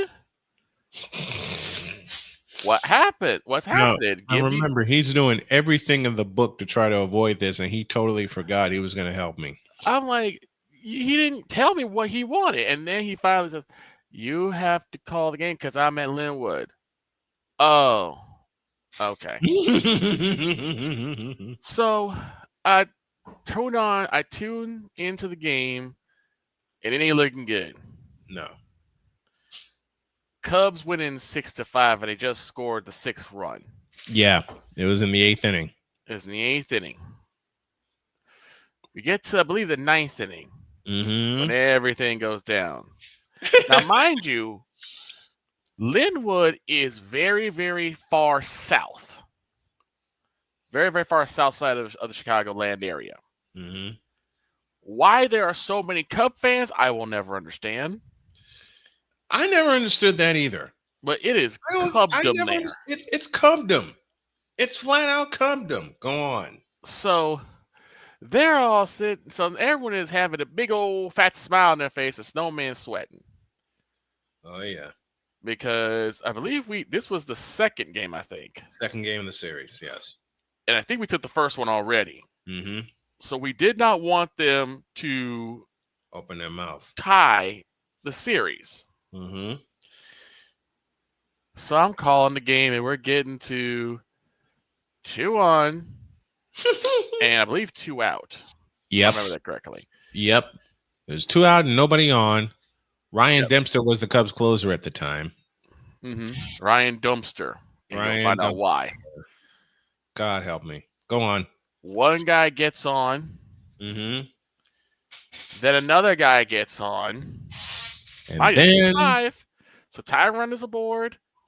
The winning run is aboard, or the go-ahead run is aboard. Yep.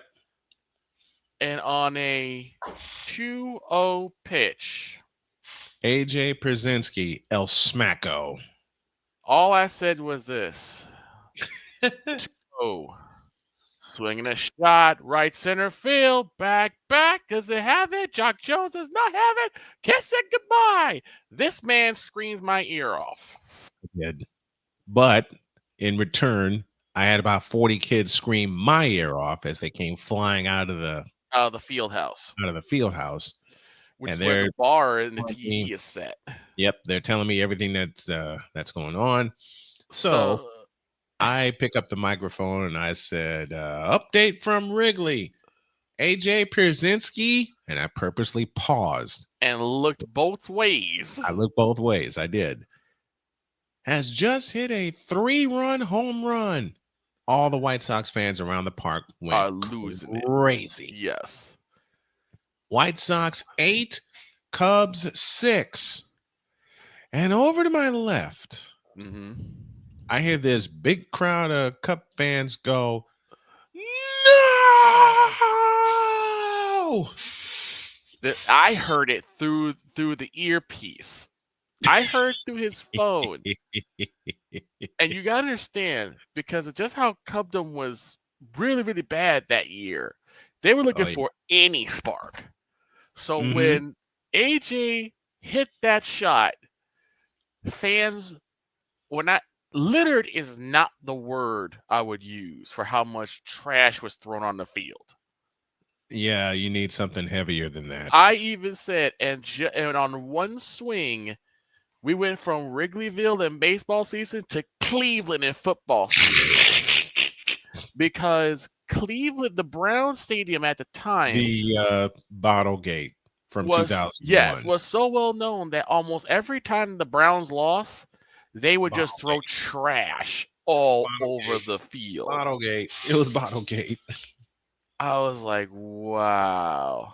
But that is why every time I hear how bad the Cubs are getting beat, that's all I say is, no!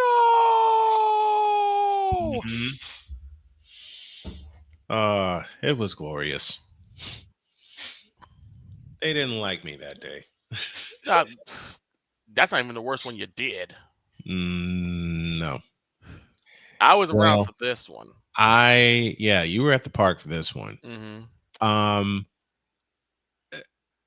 think it was the 5th inning I chose on a 7-inning game where I played the stretch. Yes. Take me out to the ball game. And I had a Nancy Fowles version because Nancy Fowles was the longtime organist of the White Sox. Yeah.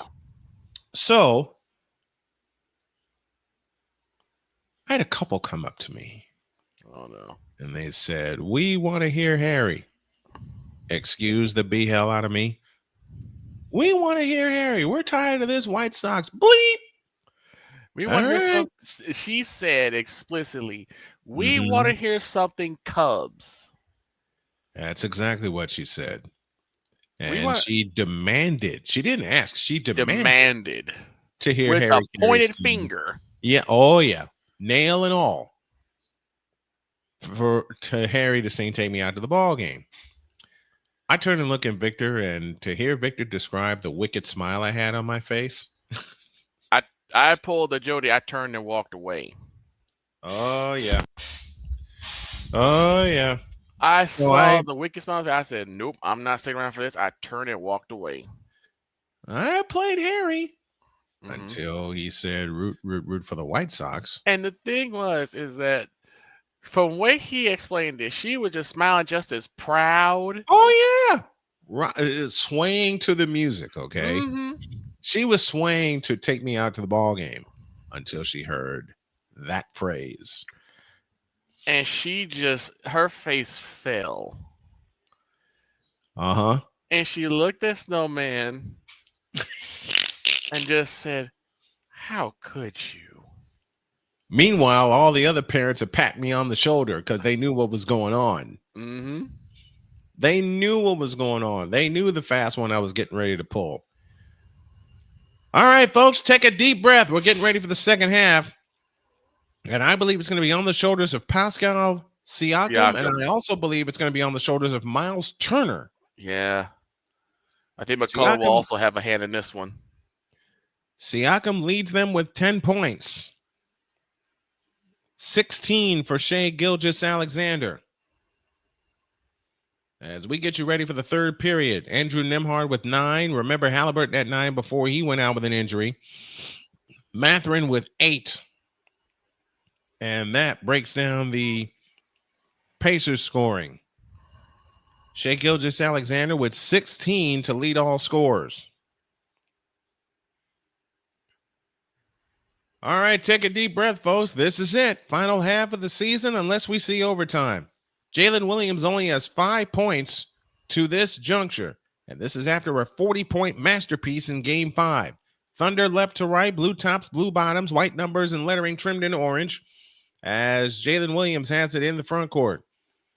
Williams leans over the dribble, works his way to the left. Off the Alexander screen, it's Williams, Alexander, Dort, Caruso, and Holmgren. So Isaiah Hartenstein sitting down to start the second half. Here's a 3 by Alexander. Nope. Line drive rebound, tipped out of bounds. It'll stay with OKC. Now, if you're the Pacers, you don't want them to get out on a little 6 or 7 point run to start this third quarter. And it's going to be on it's really in particular going to be on the shoulders of Pascal Siakam.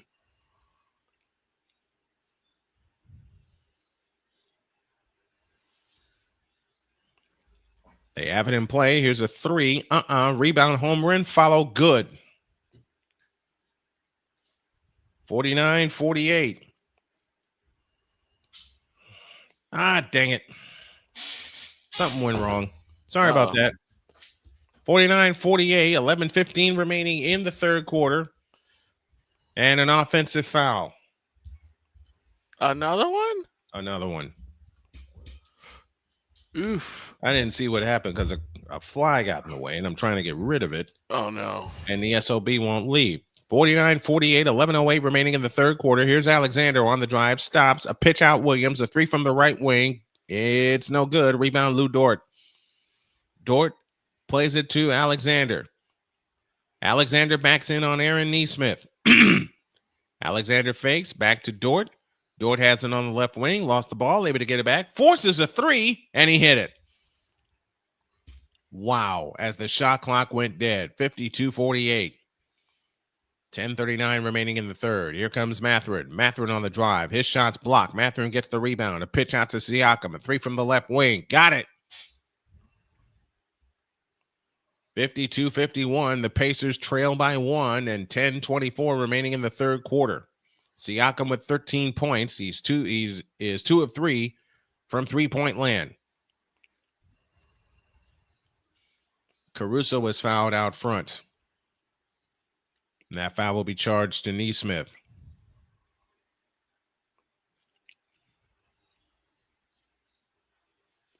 It was a good job by Siakam to force the ball away, but no one from the Pacers chased after it, and then Dort banged home a 30-footer. 52-51. In the left corner is Dort. Dort on the drive. Gets in on Siakam. Fadeaway shot. Nope. Dumps it low to Williams. 3 to shoot. Backdoor Caruso. Missed it. Follow good by Alex Caruso. And again, this is what you fear. You don't want them to get out on a run and get out to a 5, 6, or 7 point lead. 9:50 for the third. Mathurin to Turner on the right wing. Now hands it to Nembhard. A deep three. Missed that one. And the rebound, Jalen Williams. Outlet pass to Shai Gilgeous-Alexander. The MVP from Kentucky drives in, lost the ball, able to get it back, gets it back to Dort. A 3-try on the way. Nope. Rebound, hustled down by Mathurin. Outlet to Nembhard. Nembhard lost the ball. Williams a steal. One-on-one the other way. He's got backup. Williams steps through and shoots it in off the glass. And Rick Carlisle will take timeout. 9:20 remaining in the third quarter. Just and what you did not Carlisle want. arguing at the referees. And I can't say at this point I blame him. Let's take a pause. 9:20 for the third. Thunder 56, Pacers 51. Let's pause for this timeout.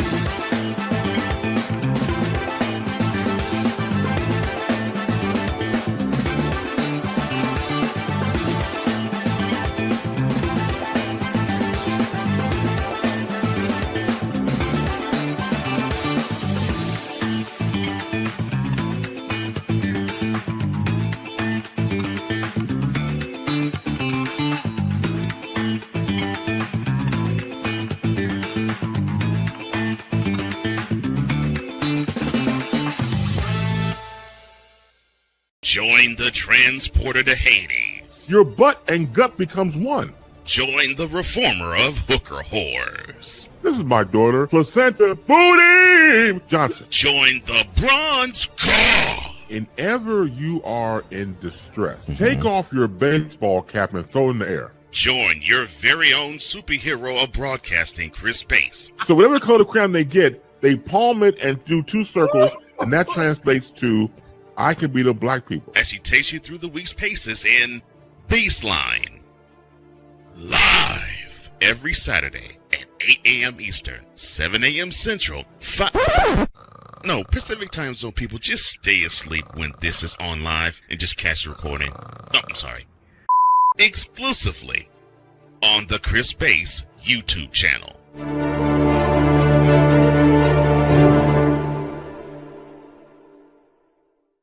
We were always hippies at heart, I guess, and that was one way that we showed it before we became full-time RVers. Yeah, we were definitely living small and minimally. What made us decide to go with Battleborn was everyone from their top leadership team down to their service department helped us so much the whole way through. Our relationship with Battleborn is so much more than business. And me and Dennis love to jam together. We've played together multiple times, and that's been an awesome transition. Be able to learn so much more about the business, also just make some awesome friends.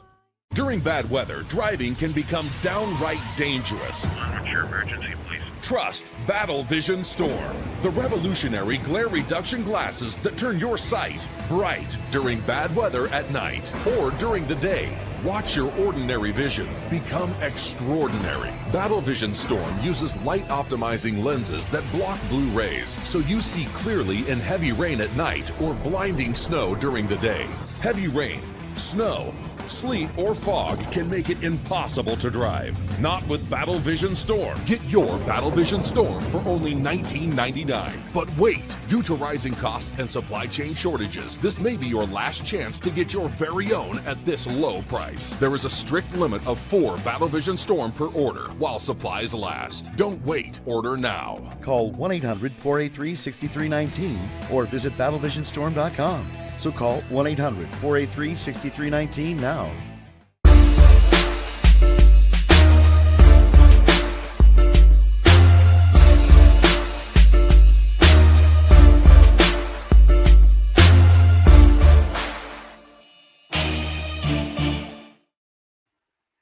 (56-51), Thunder lead by 5. This is their biggest lead of the ball game. This match is their biggest lead of the game. As Nembhard has it in the right corner, a 3-try by Mathurin. Nope. Long rebound taken by Neesmith on the left corner. Neesmith with a fadeaway shot in the lane. Nope. Neesmith tries again, but a loose ball foul against Oklahoma City. And you're seeing a lot of the turnovers are still coming. Yeah. It's still coming to Pacers' way. I think this would be about a good time to get TJ McConnell back in the ball game. Pacers look to bring it in. They have it in play to Mathurin. Mathurin on the approach. Finds Nembhard out front. 8 to shoot. Mathurin against Dort. Mathurin on the drive. In the lane. Shoots it up. No, but a foul called.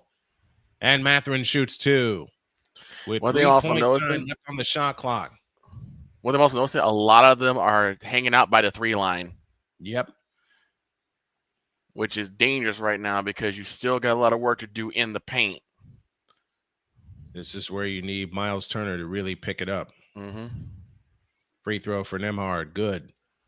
8:54 left in the third. OKC 56, Indiana 52. TJ McConnell back in.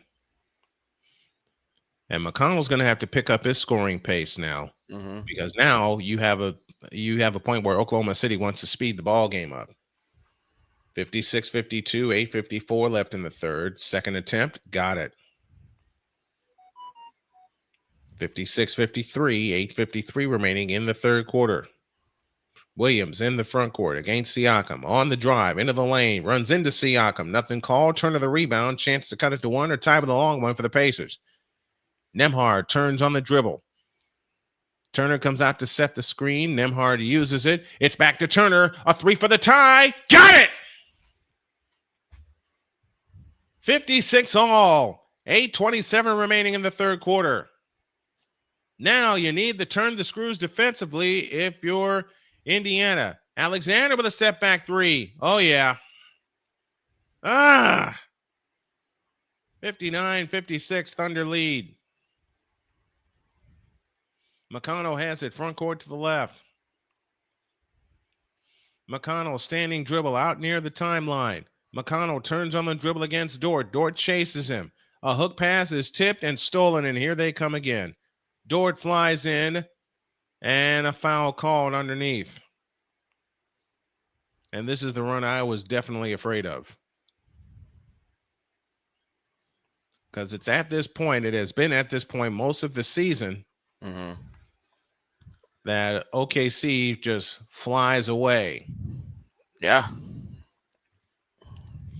And No defensively, foul they are suffocating the Pacers. That they are. Here's a Holmgren 3. Got it. 6-point OKC lead. And they're going crazy in Oklahoma City. 7:38 remaining in the third. Got to get a bucket here. Here's McConnell on the drive. Right baseline. Shovel pass underneath. Tipped and stolen by the Thunder. And here they come again. Jalen Williams in the front court. Out front, Alexander. Alexander on the approach. Works his way to the right side. Steps back in. Spins down the lane. A pitch out to Williams. A 3 from the corner. Yep.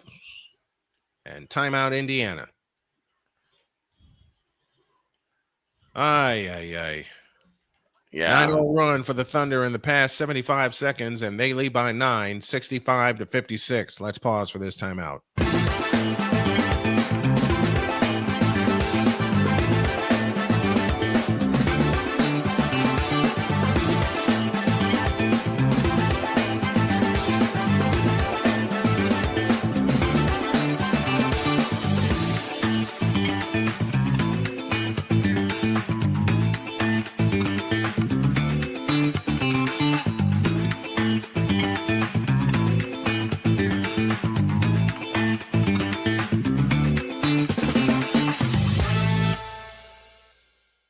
They said the W couldn't catch fire, but in Indiana, the fever's already burning. Tuesday at 6 p.m. Eastern, Full Court Fever tips off on Snowman Multimedia. All in on the WNBA. All eyes on the Indiana Fever. Caitlin Clark, Aaliyah Boston, Kelsey Mitchell. The next dynasty in the making? Join Brian Snow for the deep dives, the hot takes, and the real stories from the hardwood. Full Court Fever, Tuesdays at 6 p.m. Eastern, only on Snowman Multimedia. This is Fever Basketball. SeatGeek is the ticketing app for fans like the High Five Strangers guy. Game-winning interception. First down. Just a nice, solid tackle. If you're in arm's length, you will be swapping skin with this extrovert. You see, he knows SeatGeek got him a great deal on tickets, so he can focus on what he does best, smacking palms. SeatGeek handles the tickets to sports, concerts, and more, so fans can fan.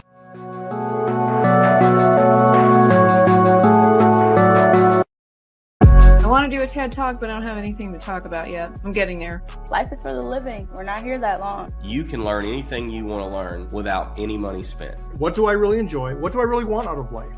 I am your host, WIZE. Are you in a life holding pattern? Well, this is for you. Welcome to the Stuck in My Mind podcast.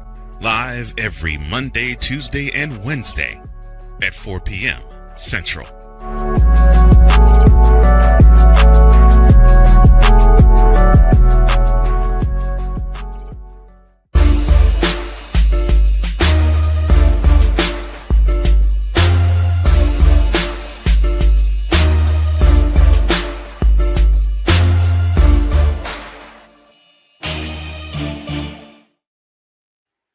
This is the run you feared. It's a 9-0 run for the Oklahoma City Thunder, and they lead by 9, 65-56.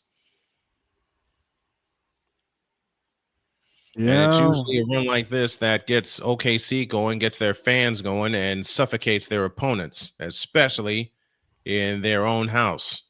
3 consecutive three-point field goals, 1 for Shai Gilgeous-Alexander, 1 for Chet Holmgren, and 1 in the corner from Jalen Williams. It's really like a complete opposite 180 of what happened in Game 6. The shots are falling for OKC, and they are not falling for Indiana. McConnell to the hole, lays it in, lead back down to 7, 65-58. Lou Dort trots it up. If you're Oklahoma City, the last thing you want to get is comfortable. We saw what happened in Game 1. But the Pacers are without a huge weapon as Tyrese Halliburton is out for the remainder of this game. Here's Williams on the fly, lays it in. That's Shai Gilgeous-Alexander, I beg your pardon. 21 for SGA, the MVP doing MVP things, and it's 67-58. 9 assists also for SGA, no turnovers. Here's McConnell on the fly, gets underneath. Now reverses against Holmgren, comes back outside, 6 to shoot. Now Toppin has it. Lost the ball, Dort the steal. And one here thing they come. One thing I'm noticing from OKC is that as soon as they realize that Indiana doesn't know where they're going, they immediately put the clamps on the ball carrier. 14 turnovers now for the Indiana Pacers. Remember, they committed 25 in Game 1. Here is Williams. He missed it. Turner the rebound. Chance to cut it to 7 or 6 with a long one. They run ahead to Nesmith. Out front, McConnell. McConnell dances on the dribble, on the drive, into the lane, and lays it in. It's a 7-point game. 67-60. 5.5 remaining in the third quarter. Alexander in the front court. Works his way to the left. Steps back. 3-pointer on the way. Rims out. Topping the rebound. Chance to cut it to 5. Nembhard brings it up. Nembhard in the front court. Out front Toppin. Back to Nembhard. Right wing. 15 on the clock. Left side McConnell. McConnell on the approach. McConnell on the fly. Into the lane. Lean in. Flip. Got it. 5-point game. 67-62 and 5:04 left. Now you got to turn the screws again defensively. Alexander finds Holmgren flying in for the two-handed dunk. And there's that answer. 69-62. If you're Indiana, you got to keep scoring and you got to get some defensive stops. And they get another layup from Aaron Nesmith. 69-64. The Pacers stay within 5 and 4:35 left. Alexander on the move to the right, met by Turner, flies into Turner, and a foul on Miles Turner.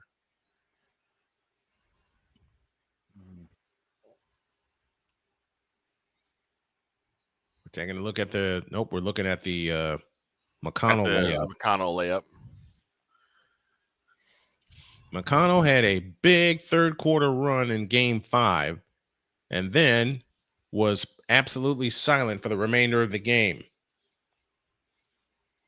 If the Pacers can keep it here within this spread, they'll have a chance.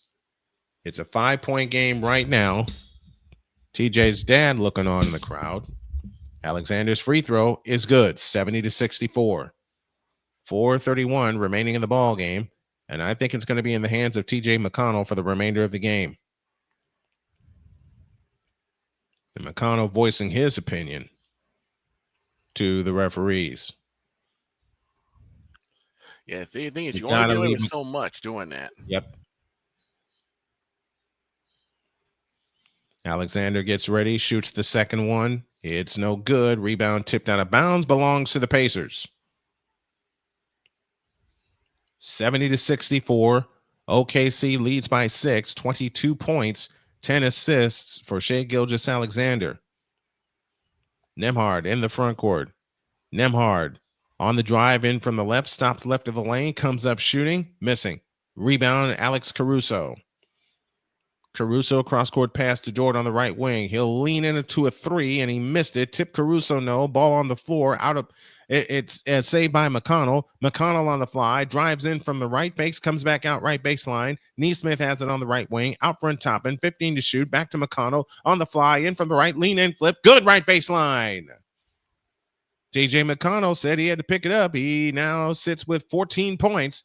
And it's 70-66 and 3:45 remaining in the third.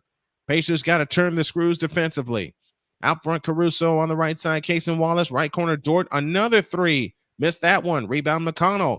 Chance to make it a 2-point game if they score. McConnell in the front court. This time guarded by Hartenstein in the switch. You got a mismatch somewhere if you can locate it. McConnell standing, dribble out to the right. McConnell on the drive. Spins on Hartenstein. Drops a pass to Bryant or to Bradley and to Toppin, and he turned it over. And there's your equalizer. The turnovers, 16 now for Indiana. Yeah, it's just really sloppy play. Mm-hmm. And it's killing him right now. It killed him in game 4, and it killed him in game 5, and it's killing him here in game 7 tonight. 16 Indiana turnovers. 3:19 for the third. Caruso brings it up, and Oklahoma City has always played with a quiet confidence. They're showing that confidence right now. Caruso to Williams. Williams has it off to the right, 10 to shoot. Williams, a hook pass underneath to Hartenstein. A pitch out to Wallace, a three from the right corner. Yes. 7-point lead, 73-66, and 2:54 remaining in the third quarter. Oklahoma City 5 of 12 from 3-point land this quarter, and another turnover. They run ahead to Wallace on the fly. Right-hand layup is good. And Indiana is contributing to their own demise. They're shooting themselves in the foot. 66. Here's Toppin, backs in, lost the ball, but a foul called. They are shooting themselves in the foot. 16 turnovers tonight, including the one that just happened, and a great job by Oklahoma City immediately double teaming McConnell. Wallace leaked down and was able to fly in for the layup.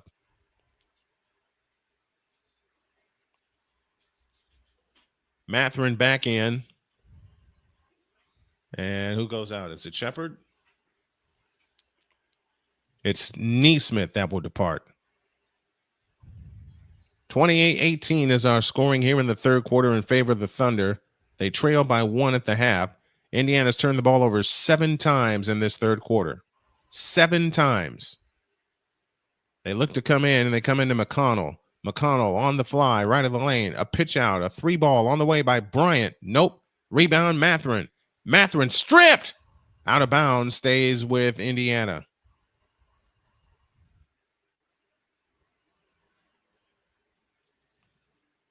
The last thing the Pacers need to be now is deflated because they're missing their captain.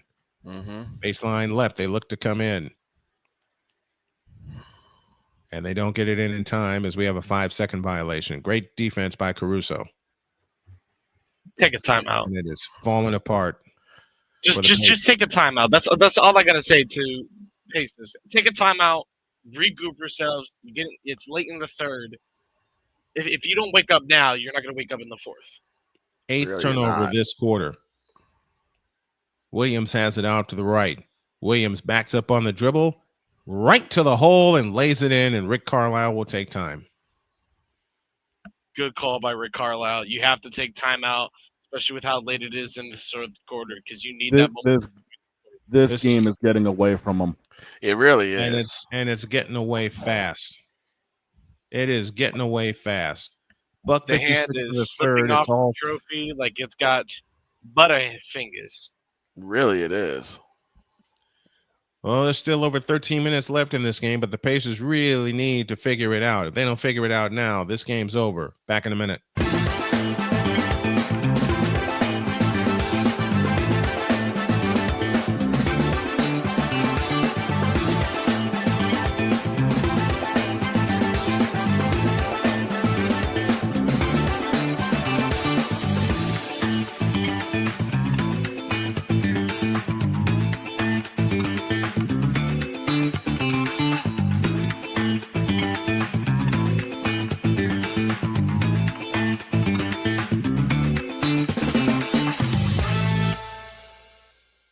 SeatGeek is the ticketing app for fans like the high five strangers got.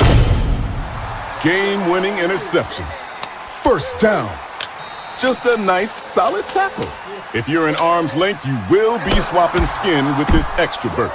You see, he knows SeatGeek got him a great deal on tickets, so he can focus on what he does best, smacking palms. SeatGeek handles the tickets to sports, concerts, and more, so fans can fan. Face 77-66 in favor of the Oklahoma City Thunder, and they stand less than 13 minutes away from their first ever world championship. Remember, they were the Seattle Supersonics, and they won their title in 1979. Now they're trying to claim one here. It's an 11-point lead with 150 remaining. Here's McConnell dancing on the dribble, pull-up jumper out front, got it. 77-68, 9-point lead. 140 remaining in the third. So they got 100 seconds and another 12 minutes to figure this out. Jalen Williams, here he comes on the drive right of the lane, stops, pops, and hits as it rolls in. Williams now has 14 in the game. And it's 79-68. 11-point OKC lead, biggest of the night. Here's McConnell, slips on the dribble and a foul called.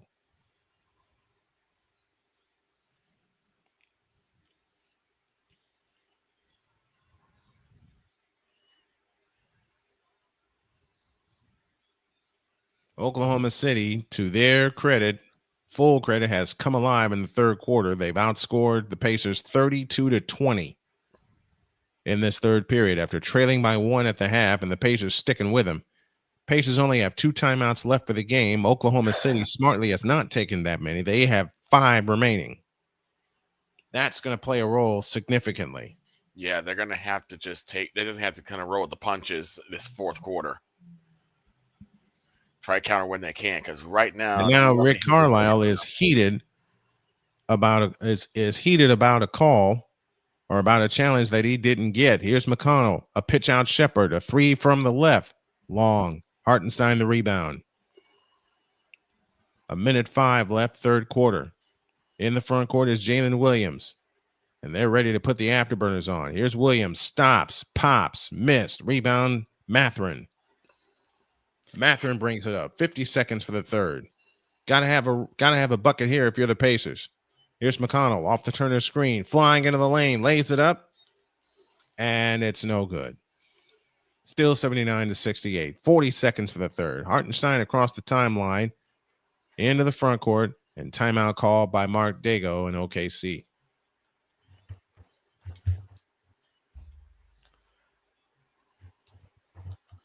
I think Indiana wants a do-over. Yeah, but they can't get one. And it looks like Victor's brain is going to wind up being right. Let's pause for this timeout.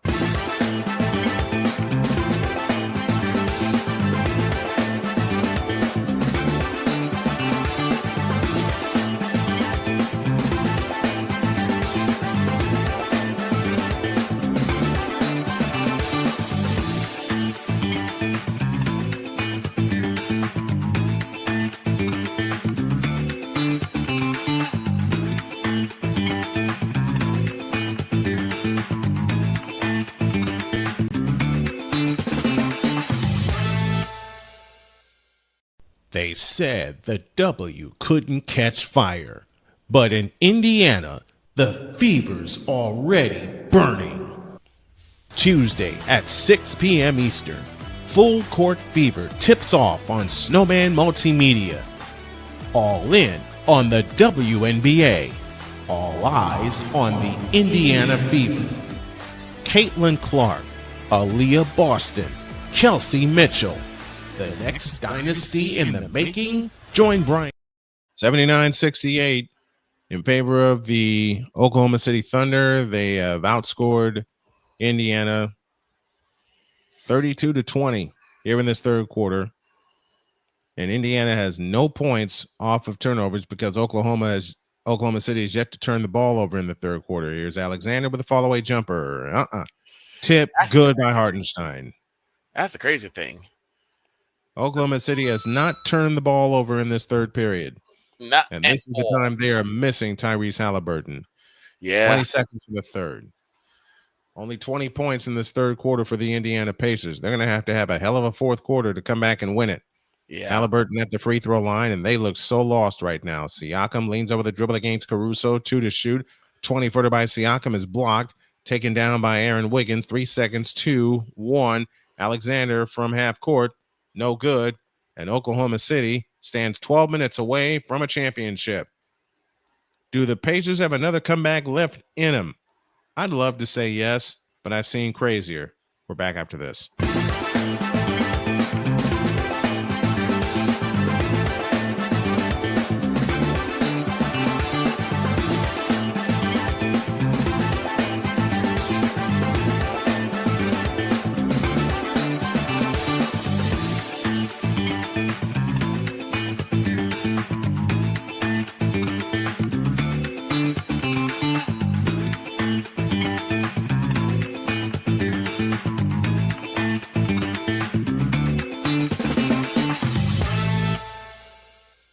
Join the transporter to Hades. Your butt and gut becomes one. Join the reformer of hooker whores. This is my daughter, Placenta Booty Johnson. Join the bronze car. Whenever you are in distress, take off your baseball cap and throw it in the air. Join your very own superhero of broadcasting, Chris Bass. So whatever color crayon they get, they palm it and do 2 circles, and that translates to I can beat up black people. As she takes you through the week's paces in Baseline. Live every Saturday at 8 a.m. Eastern, 7 a.m. Central, Pacific time zone people, just stay asleep when this is on live and just catch the recording. Oh, I'm sorry. Exclusively on the Chris Bass YouTube channel.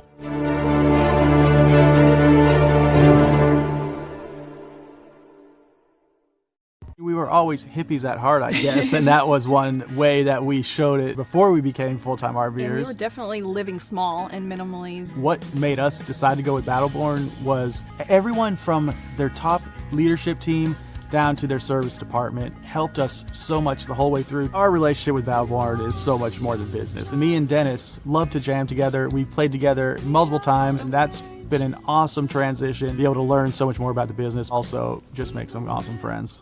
During bad weather, driving can become downright dangerous. What's your emergency, please? Trust Battle Vision Storm, the revolutionary glare reduction glasses that turn your sight bright during bad weather at night or during the day. Watch your ordinary vision become extraordinary. Battle Vision Storm uses light optimizing lenses that block blue rays so you see clearly in heavy rain at night or blinding snow during the day.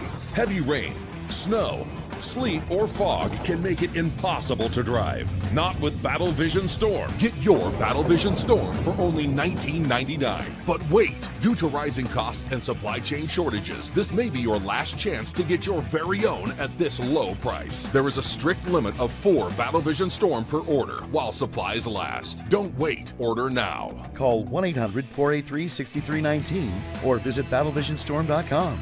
So call 1-800-483-6319 now.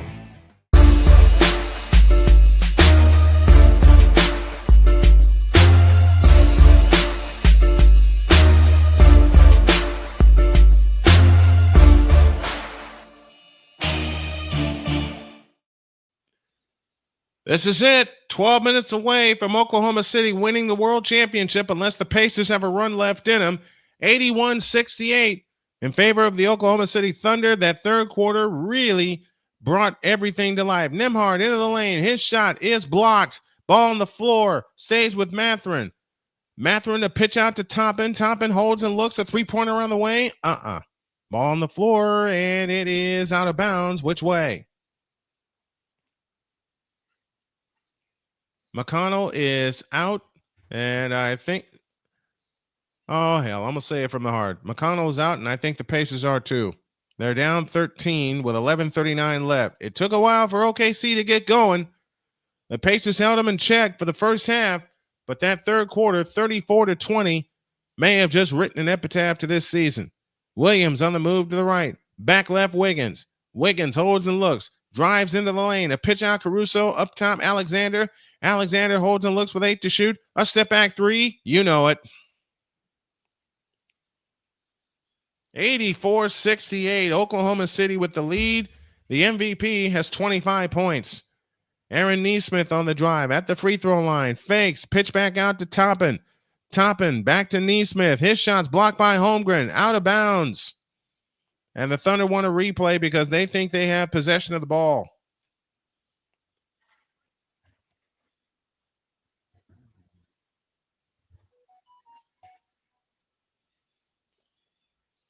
And in fact, a timeout is being called. They're going to look at it off the hands of Nesmith.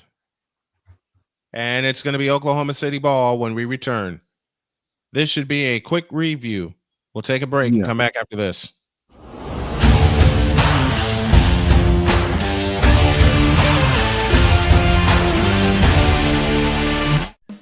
Attention sports fans, looking for the ultimate gear and apparel to show your team pride? Look no further than Fanatics, the #1 destination for sports enthusiasts. Visit snowmanmultimediasports.com today and shop a wide selection of officially licensed merchandise from your favorite teams and players. From jerseys to hats to accessories to collectibles, Fanatics has it all. Don't miss out on the chance to elevate your game day experience. Head over to snowmanmultimediasports.com/fanatics and gear up like a true fan with Fanatics. Officially licensed everything.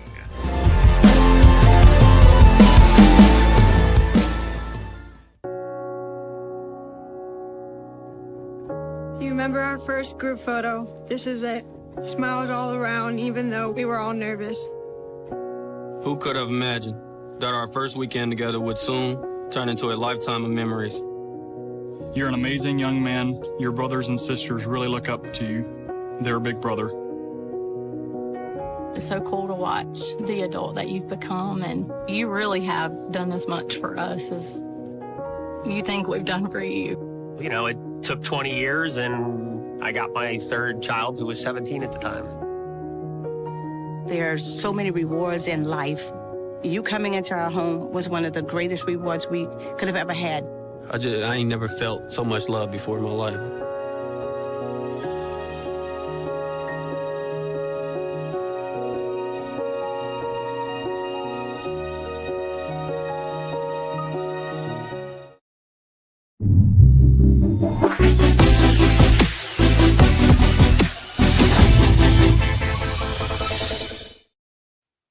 Story breaks down like this. Once Tyrese Halliburton went down, the Pacers went with him. Even though they held the lead at the half, 48-47, the Western Conference champions got their act together. They put up 34 in the third quarter. They forced 8 third-quarter turnovers without committing any of their own, and that's why they're up by 16 right now, 84-68. I must eat crow in the morning, but I'm going to drink it. I'm going to drink my crow in terms of a big fat cup of coffee with some sweetener in it. Snowman in the Morning will be your way on Monday. We'll break down this entire series and a couple of hot takes to come your way. Mm-hmm. Well, I'll be in the office on Monday and Tuesday. I'll be back on Wednesday here. But you have no idea how wrong I wanted to be, but my brain was like, come on.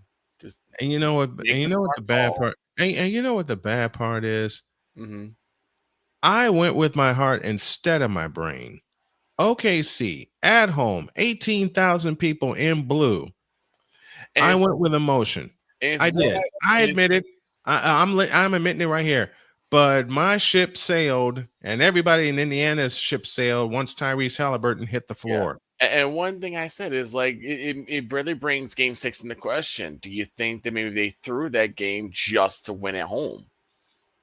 That's a good question. That is a good question. Because Next season, we're going to have NBA Wednesday for you here on the channel. Ooh, that'd be fun. Oklahoma City is busy wrapping up their title right now. 10:50 left. Williams jumper. Neesmith the rebound. 10:40 remaining. Siakam in the front court. Off to the right. Orders Neesmith to clear the lane. Siakam backs in on Holmgren. Jump past Mathurin on the left wing. Mathurin, stutter step move. Works his way in the lane. A pitch out Siakam. A 3-try on the way. Long rebound chase to the floor. And Mathurin comes down with it, but a loose ball foul against Benedict Mathurin. Pacers have yet to score here in the fourth quarter. We played almost 2 minutes. Here's our broadcast lineup for the 2025-26 season on Snowman Sportsnet and Snowman Multimedia, which will be our 30th.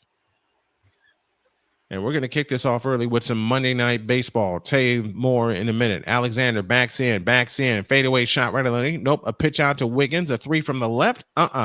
Rebound chased down by Neesmith. 10:05 left. Pacers have nothing to hang their heads about. They gave it their all in all 7 games of this series. Tyrese Halliburton did the same the final 2 games when he suffered his injury initially in Game 5. Here's a foul on Aaron Wiggins underneath. Mondays will be Major League Baseball, and then when that season ends, we'll fill in that spot, probably with college basketball. Tuesday will be the WNBA, and we'll fill in that spot when their season completes.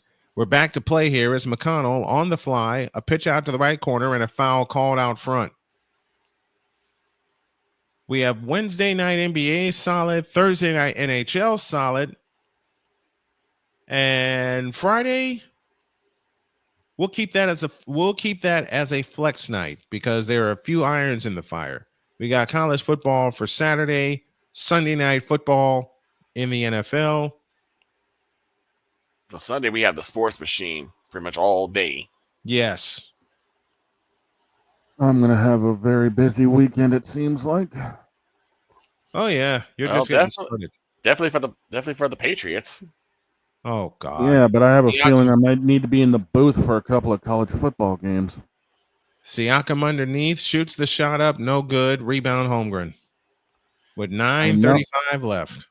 I know, boss man, you're going to want to cover convicts versus Catholics again. Convicts versus Sunday Catholics. night. And that's a Sunday night game, isn't it? That's Sunday night, August 30th. Oh my gosh. National broadcast too. Wallace with a layup, 86-68. And I'm going to go ahead and say it now with 9:10 remaining. This series is over. This game is over. This game and this series is over. And an early congrats to the Thunder for winning their first title in Oklahoma City. They shovel it underneath to Neesmith, and that defense has just been so savage. They have held Indiana scoreless for almost 4 minutes. And if they win win the fourth quarter, any chance of OKC returning back to Seattle is pretty much in the books too. A.L. Evans is here. Yes, A.L., you did tell me that jumper's no good. Cason Wallace in the right corner, back to Dort, top of the circle, Gilgeous-Alexander. But the minute he went down, the series is over. Absolutely. We all agree with that. A 3 from the corner, got it. And that's a 21-point lead. And my boy Arku is going to be clowning tomorrow. I'm kicking his ass out the chat. I don't know. I'm not going to do that. I'm not going to do that. I'm not going to kick anybody. Yep. Man, oh boy. It's going to be crazy. But yeah, it is. Arku cannot say anything about the fact that this series went a full 7 games. Yeah, we said it was going to be 7. Yep. Fact of the matter is, once Halliburton went down, game set again, match. It happened the same way with the Celtics when Tatum went down. That series was done. Yep. Halliburton goes down, and so do the Pacers. And you had a feeling, and I said it all night. That you were afraid of the one big run that Oklahoma City had in them. Well, they put together two of them. And both of them came in the third quarter. And when you turn the ball over 16 times. When you turn, matter of fact, if you turn the ball over 9 times in one quarter, that's your game. Problem. Mm-hmm. Yeah, it's a huge problem. And unfortunately, That's because exactly of what that, Pacers did. Yeah, and now they're on this scoreless streak to open up the fourth quarter while the Thunder have rolled out an extra 10 points on top of them. Well, the thing is, this is what happened. Go ahead, Victor. The thing is, the Thunder literally ran to the basketball. Every single possession the Pacers have come across the timeline, they flew to the basketball and basically the clamps on the ball handler. They out-hustled the Pacers. They outworked the Pacers, and they beat them up. Pacers have not had an answer. The Pacers have not had an answer for the half-court press.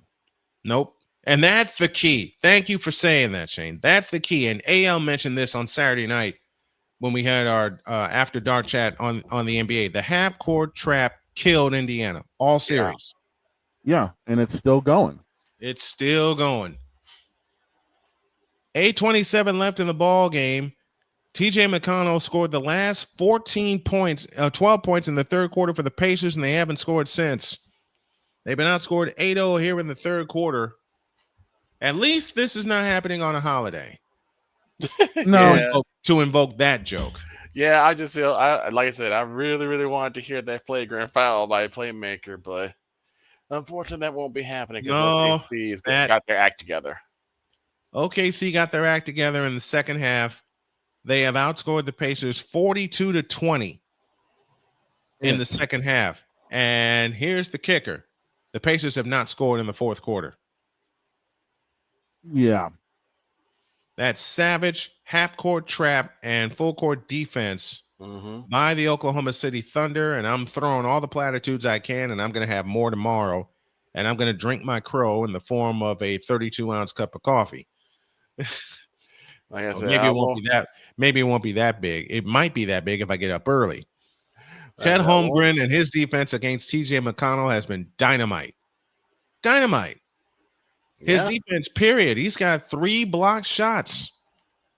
They literally just put up a graphic on how big this run has been since about 4 minutes left in the third quarter, and it has been nasty. It really 19-2 since the under 4 mark of the third quarter for Oklahoma City, and that's the decider. Here's a Nesmith 3, nope, and an offensive foul. Of course it would be. I mean, why not? Nothing has gone their way.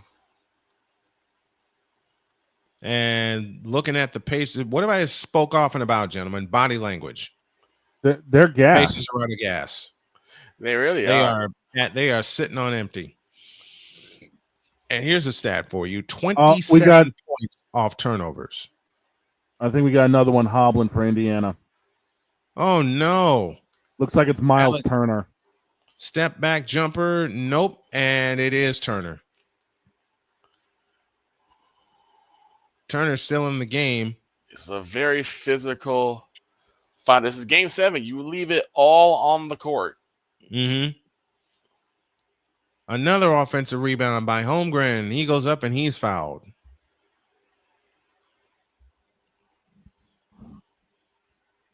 And the Oklahoma City Thunder in the second half played angry. They played angry and thought to themselves, why is this team hanging with us in our house? Yes. And they solved the puzzle. 12 for Holmgren on the night. I like to solve the puzzle.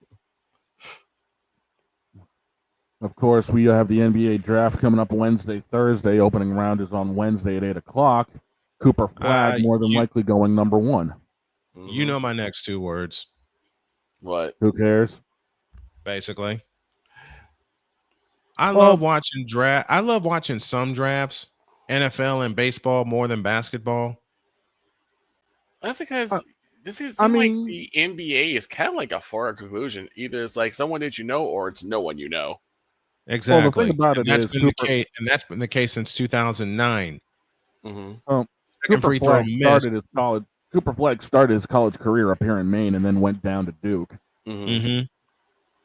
Because like Siakam all of out the front from 20. Got it.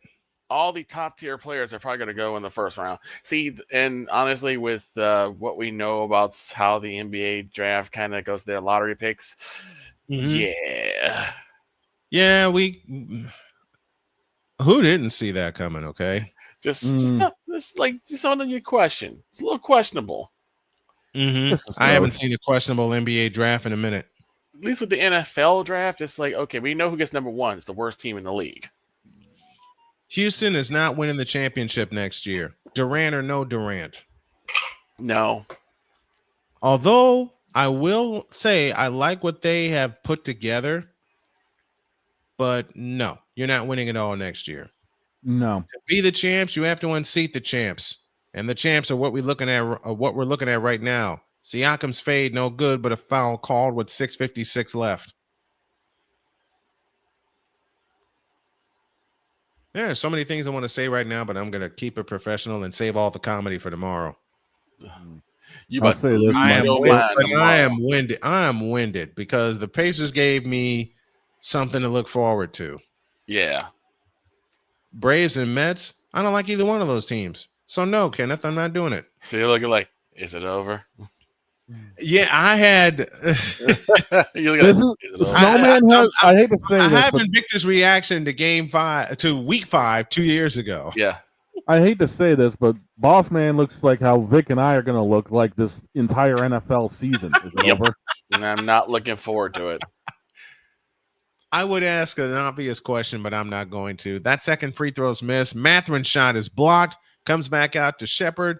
A 3 for Siakam is an air ball, and that pretty much tells you how everything has gone in the second half. Jalen Williams is now down. I love Kenneth. I love baseball. I do. Okay, let me ask a question before I flat out refuse. Okay. Matter of fact, Shane, look it up. Do the Mets and Braves play tomorrow? Let me take a quick. Or do they start Tuesday? Schedule. Let me look at the schedule real fast for you, boss. Tomorrow, yes, they start tomorrow 7:10 in New York.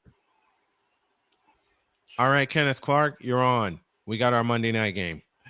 We usually do either Astro games or White Sox games, and honestly, if you can actually watch the White Sox game, more power to you. I think the Astros are off tomorrow. Looking right now, yes, they are. The White Sox are in Arizona. And an update to an earlier score, the Phillies beat the Mets 7-1. So the Mets are coming home on the heels of a couple of losses this series. Matherin has it off to the left. A lean-in flip. Nope. Tries to go get it. Missed it. Foul called with 6:19 left. Okay, so Kenneth, you got your request. We'll do the Mets and the Braves tomorrow night. And just so you know, boss, it's Phillies Astros Tuesday. Who do they have? I would have to take a look at that real fast. Just give me a second.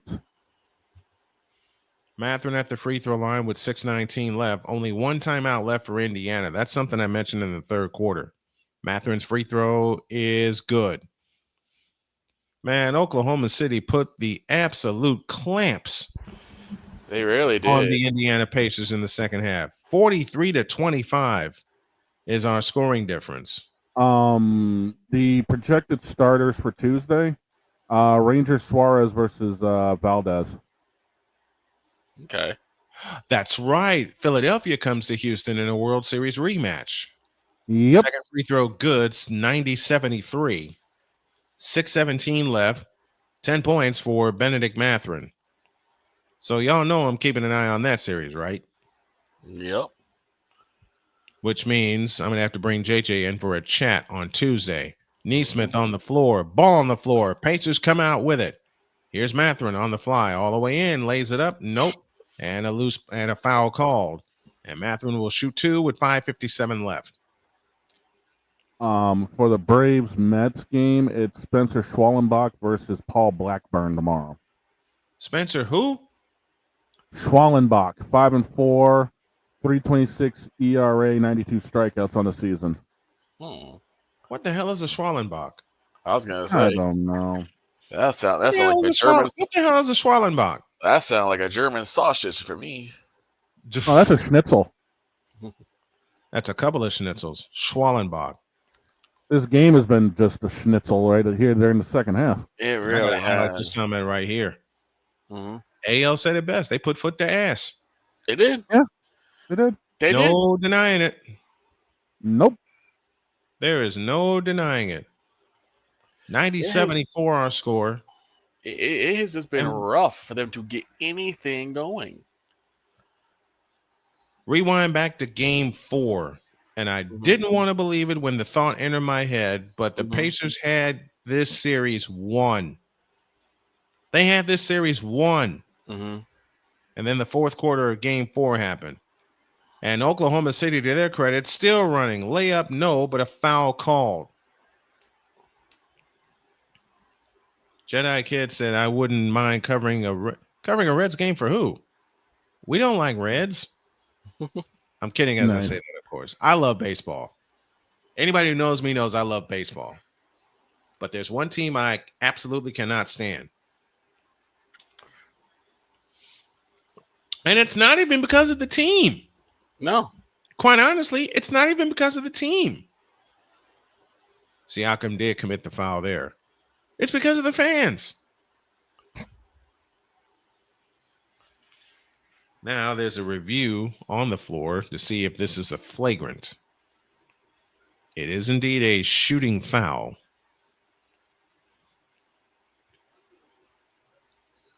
No, the Pacers spent a timeout.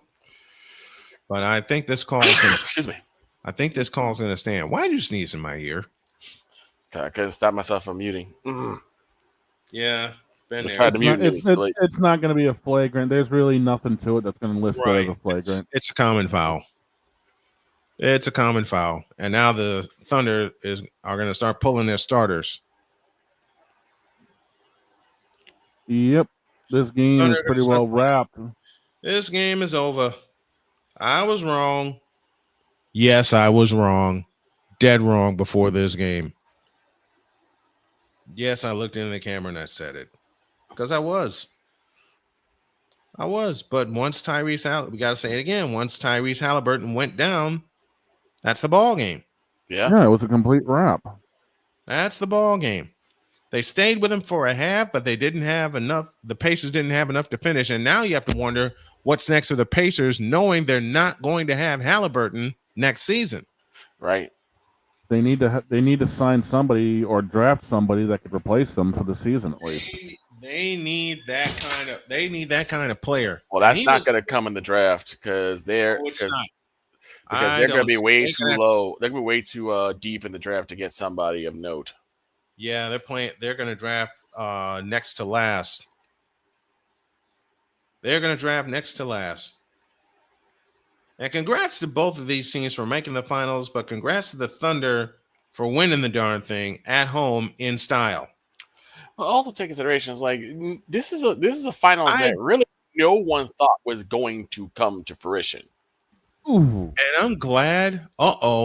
Someone else is down and it's Mathurin. Because Mathurin took a hard hit.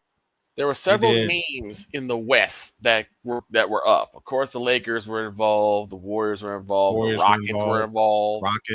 The Rockets are going to be a tough out. The Nuggets were involved. I'll give you this. With what they pulled with their trade, let me be totally honest. The Rockets are going to be a tough out. Yeah. I just think it's a little. I think they paid an extremely high price for an aging KD. They did.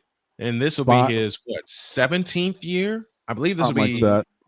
And if it turns out bad, you may need to do a, dear Houston Rockets, you mortgaged your entire future with Jalen Green. I already got it ready.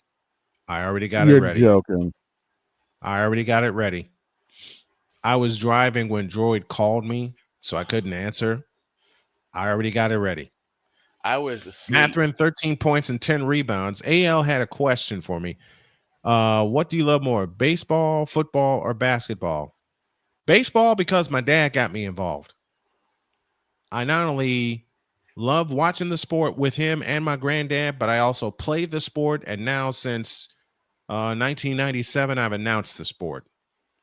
So it's baseball number one for me. The first sport I ever called a game for was basketball, and that was 1995. 5:25 left. Williams slips, spins baseline, comes up shooting, missing. Rebound, Lou Dort. I've always more of a football rat because I played the game, I watched the game. Here's a 3 by Alexander. Nope. Mathurin the rebound. The lead is 14 with 5 minutes left. Let's see how Houston I won't anoint them champs until I see how Ime Udoka and company put it together. But Udoka is the right coach for Kevin Durant. Mathurin flies and lays it in, lead down to 12. With 4:45 left and timeout called by OKC. 4:45, 12-point gap. You don't think? We'll see. Don't put that thought in my head. Don't put that thought. Don't I've give us already hope. eaten crow for the last 5 minutes. Don't give us hope, all right? I've been eating crow since the 3:53 mark of the third quarter.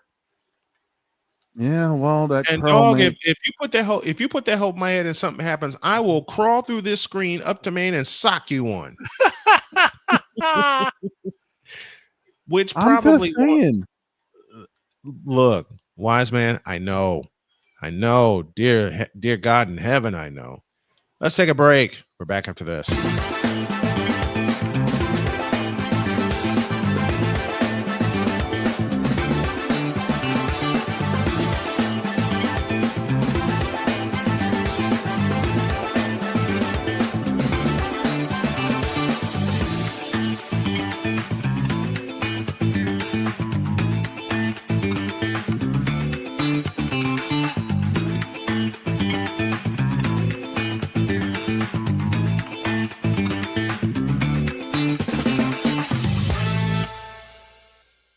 SeatGeek is the ticketing app for fans.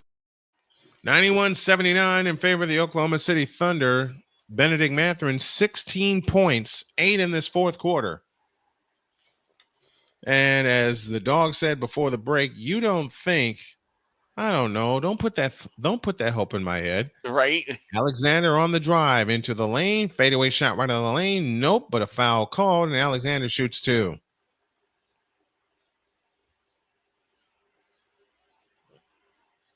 .34 left.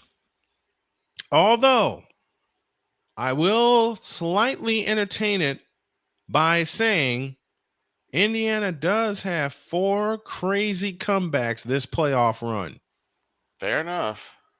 Stranger I things will have happened. I watched them all, and I called 2 of them. I will say, yes, stranger things have happened. I just think it might be This would be the. I don't want to give it up though. Free throw good. 93-79. 4.5 minutes left. If they're going to do something, they're going to have to go now. Here's McConnell on the fly into the lane, and on Holmgren shoots it up. Holmgren blocks it and clears it, and lost it out of bounds, but it'll belong to Oklahoma City.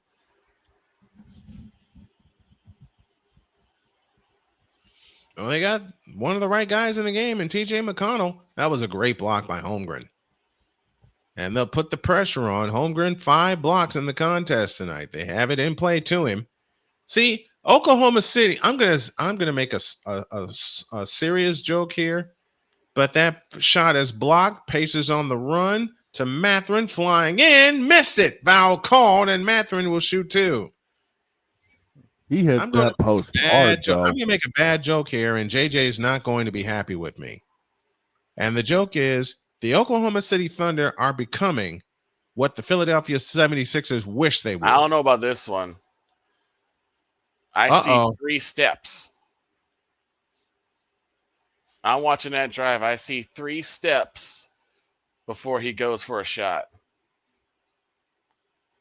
But we'll see. And they do challenge the call with 4:11 remaining. It has always been football for me, and even got this state high school championship in the sport. Yeah, you told me about that. Who got you, AL? Who got you into football? My dad got me into sports. Yep, I saw 3 steps before I saw the foul. That should be a travel. Oh, and I got a good reason why I'm not watching round 1 of the draft. I got 2 good reasons. 1. Who cares? 2. My anniversary. The second one's a better option because, yes, people do care about the NBA draft. I don't. Okay, you don't. You're not Don't everybody. Victor, don't you start with me. We tried to give everybody everything they want. Victor, I know. Dang it, I know. Well, it looks like it's going to be an unsuccessful challenge for Kansas City because there was contact. It's going to hold. It's going to hold. I think they challenged for the wrong thing. I think so too. They should have challenged for what was foul because there was clear contact. There was clear contact. It cost them a timeout. Mm-hmm. Both teams down to 1. Yep. 4:11 left. Yeah. I don't care about the Wednesday portion of the draft because we all know who's going number 1. Cooper Flag. We all know who's going number 1. And I see that Travis Hunter has finally been signed. I have my thoughts about long enough. I have my thoughts about that. About Travis Hunter? Yep. I have my thoughts about that. Matherin's free throw is good. 93-80 with 4:11 left. I treat every rookie like a blank slate. See what you do. I'm not really going to come with any predictions. SGA is sitting on 5 fouls. I will keep my thoughts to myself for right now because you can't really tell how it's going to turn out. Mm-hmm. Second attempt, good, 93-81. And again, the Pacers turn on the full court pressure. Yep. And they just spent their last timeout. Why? That's a bad idea. Oh, dear Lord. I told you. Last timeout. I told you. Am I going to need a lot of coffee in the morning? I think so. Bad idea. Huh? You just lost a challenge, and now you just burn your last. And now you just burned your final timeout. Oh dear. Oh dear. Don't get my hopes in up. a clincher, no less. Don't get my hopes up. In a clincher. Yes. Please don't get my hopes in up. A clincher. My dad took me to my first sporting event, which was a KU basketball game at the Fog when I was 3 years old. I was 9 when I saw my first game live, and that was, of course, at Old Comiskey Park. Mm-hmm.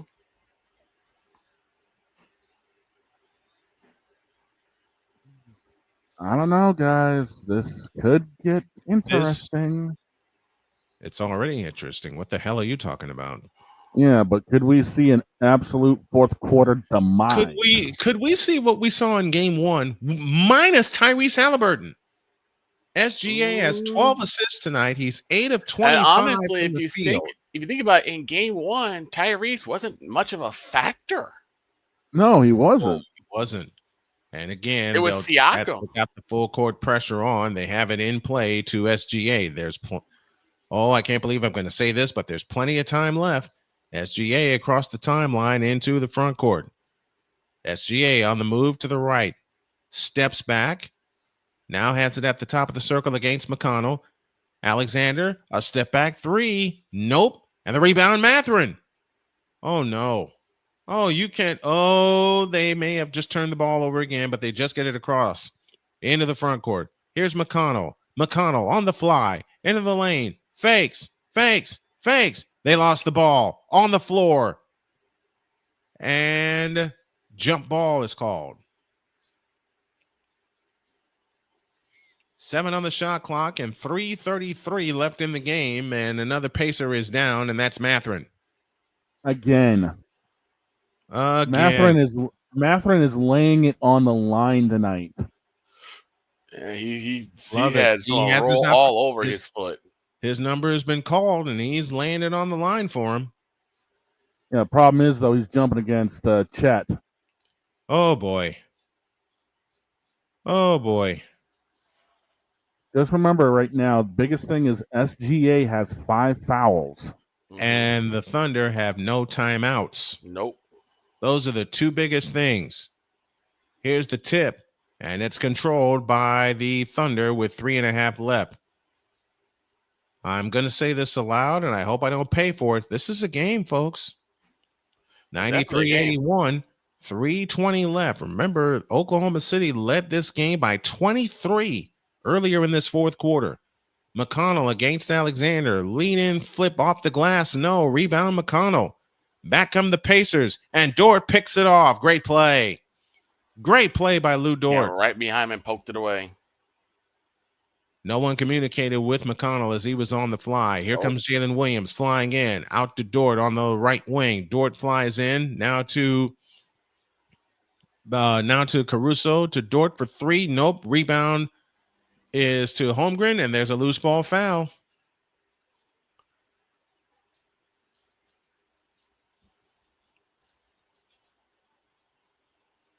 All I have to say is game 1 against the Knicks, and I can't believe I'm entertaining this. And on that play, when Dort picked him off, he was fouled. No crying over spilled milk here. Holmgren misses the free. Are you kidding? Holmgren misses the free throw. 93-81. OKC 14 of 22 from the line. Indiana 19 of 25. Holmgren 2 for 5 tonight. 2:47 left. I can't believe I'm going to pose this question. Is there enough time? I think there is enough time because OKC has no timeouts. OKC Second has no free throw, good. They have to get defensive stops. They got to turn the screws defensively. 5 fouls on Aaron Nesmith. Here comes Nembhard on the drive. Fakes. Over to Siakam in the left corner. Siakam with a spin left of the lane. A pitch out to Nembhard. Nembhard takes the 3 from the left. He got it. Oh, boy. Now they run ahead to Holmgren for the dunk. That's how you throw over the top of the pressure. 96-84, Thunder by 12 and 2:19 left. Underneath to Nesmith. He lays it in. 96-86. You can't trade baskets, especially when your opponent has no timeouts. Right. They have it in play to Jalen Williams in the backcourt. Now ahead to SGA, who comes across the timeline. 2 minutes left. Do the Thunder have enough to finish this off? Alexander leans over the dribble against Nembhard. They send a posse after him, and Nembhard fouls SGA. I think Nesmith is done. Nesmith is done. That's 6. One. That's his last one. So Nesmith Toppin's comes got to come in for him. Obi Toppin.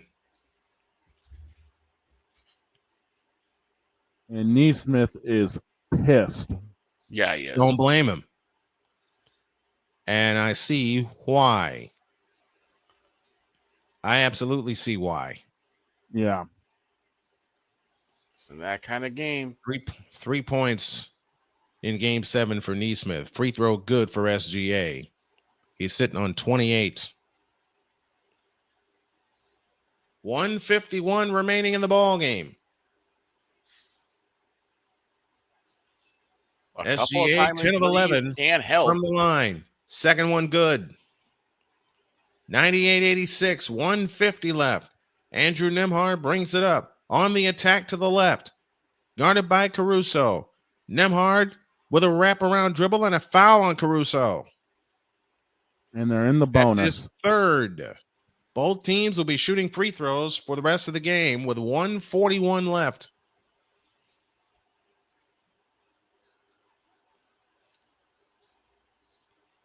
So if you're Indiana, do you continue to put the pressure on in terms of a full court press? Nembhard's free throw is no good. You don't have an option. You don't have an option. Yes, you have an option. You have to get turnovers somehow, some way. You got to force OKC to turn the ball over and then convert it into points. 1:41 left. Nembhard with a second free throw. It's on the way in good. And it's 98-87. Nembhard with 15 points, 5 rebounds, and 6 assists. They turn the pressure on as Williams with a bounce pass to Shai Gilgeous-Alexander. Alexander back to Williams out front. Williams on the drive into the lane, steps through, shoots it up. Nope, foul called, and he'll shoot 2.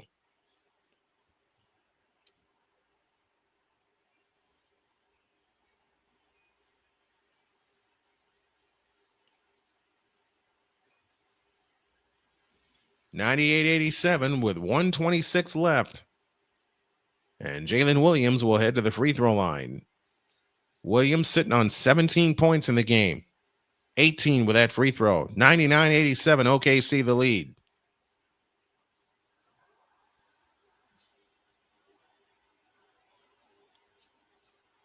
One more stop for OKC, and that'll do it.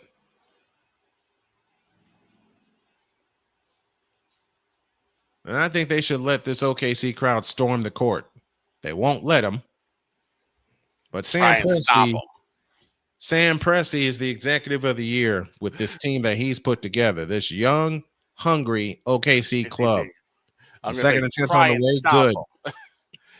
Gotta remember, this Thunder team, this Thunder fan base remembers what happened in 2012. Mm-hmm. When they should have won a chip then. We're not going to talk about that yet. Indiana still 1 timeout remaining, and there's a steal. And that just may do it as Lou Dort picked it off. Dort off to the right with 1:08 left. 22nd turnover of the night for the Indiana Pacers. You don't win ball games turning it over that many times. Nope. And somehow the Pacers won game 1 with 25 turnovers. They're not going to do it tonight. It's a 13-point OKC lead with 1:04 left. Now we can officially declare this game over. Yeah. But game Lights 1, out. OKC played with their food. This time they eating the whole thing. They're eating the whole buffet. And they just put up a graphic that says it all. Right at the end of it, third quarter, 7 turnovers. Yep, that's been the key. No turnovers for the Thunder in the third quarter. They went 5 of 13 from three-point land, 14 of 28 overall, and 34 third quarter points. Next one, missed it. Shepard the rebound, and they got to hurry. And here they come in a hurry. A Mathurin lean in 3. Nope. Long rebound chased down by Mathurin to Toppin. 3 out of the corner. But Mathurin, I believe, was out of bounds. Yes, he was. With 55.4 left. Another empty trip. Too many empty trips. 23 turnovers on the night. There's so much to break down on the morning show tomorrow. And if you haven't caught the best morning show on air, you need to catch us tomorrow. You guys will have your hands full tomorrow. Yep. Yes, we will. Because unlike all the other shows, we break all of it down. Here's a Dort 3. He missed it. And a foul called against Holmgren. Yeah, and Holmgren. another scoring spell for another lack of scoring spell for Indiana. And here comes the bench for OKC. Yep, bench mob will come in.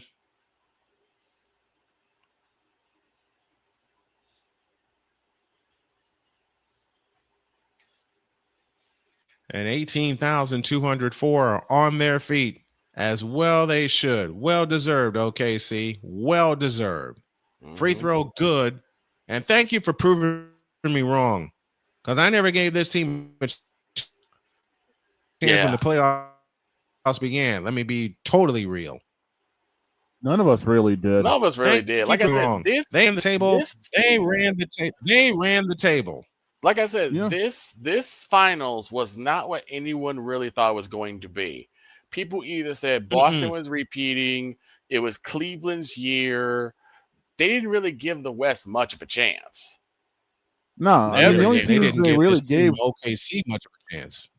They never gave OKC a chance. I'm guilty of that. Here's Mathurin on the fly in the lane. Layup is good. Go ahead, dog. 103.89, 25.6 left. Go ahead, dog. I was going to say, we figured it would be like Denver or somebody out of the West, not OKC, but look at what we've got. And look who's the last team standing. The last team standing is one of the most unexpected teams to win it all, and they finally get revenge for Seattle. And revenge for 2012. Free throw good, 103.90.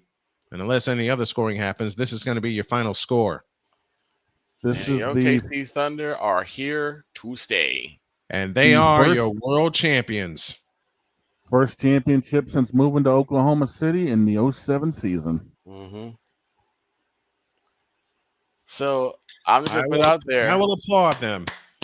I'm going to put out there. How much, if you're Seattle's government, how much do you put up? Do you hate yourself right now? Well, how much do you put up to bring a basketball team back to Seattle? Who's going to let them? Because that's the fight right now.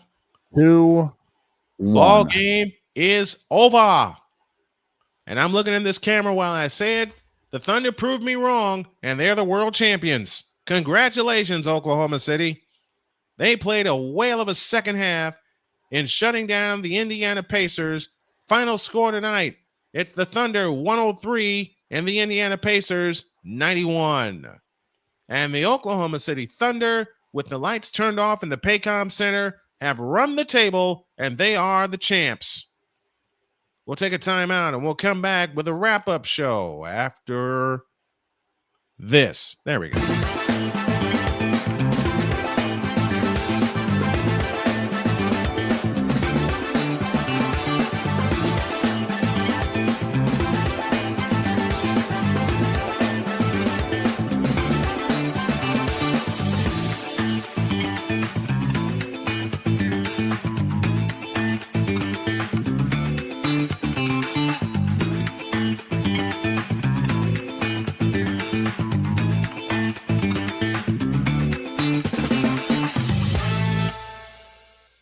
Join the transporter to Hades. Your butt and gut becomes one.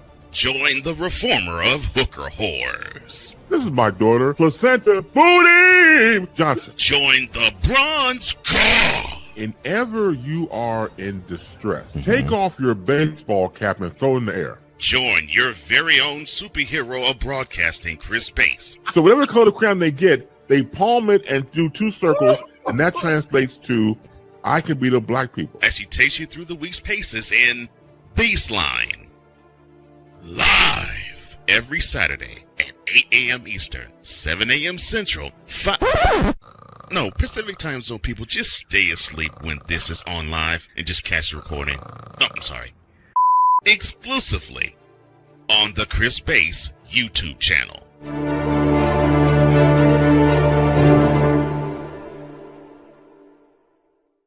We were always hippies at heart, I guess, and that was one way that we showed it before we became full-time RVers. And we were definitely living small and minimally. What made us decide to go with Battleborn was everyone from their top leadership team down to their service department helped us so much the whole way through. Our relationship with Battleborn is so much more than business. And me and Dennis love to jam together. We've played together multiple times, and that's been an awesome transition to be able to learn so much more about the business. Also, just make some awesome friends. During bad weather, driving can become downright dangerous. What's your emergency, please? Trust Battle Vision Storm, the revolutionary glare reduction glasses that turn your sight bright during bad weather at night or during the day. Watch your ordinary vision become extraordinary. Battle Vision Storm uses light optimizing lenses that block blue rays so you see clearly in heavy rain at night or blinding snow during the day. Heavy rain, snow, sleet, or fog can make it impossible to drive. Not with Battle Vision Storm. Get your Battle Vision Storm for only $19.99. But wait, due to rising costs and supply chain shortages, this may be your last chance to get your very own at this low price. There is a strict limit of 4 Battle Vision Storm per order while supplies last. Don't wait, order now. Call 1-800-483-6319 or visit battlevisionstorm.com. So call 1-800-483-6319 now.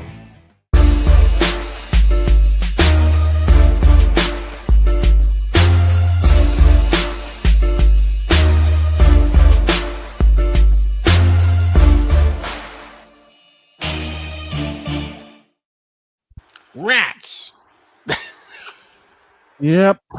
Rats, and rubbish. And we got Reggie Miller back there consoling the entire team.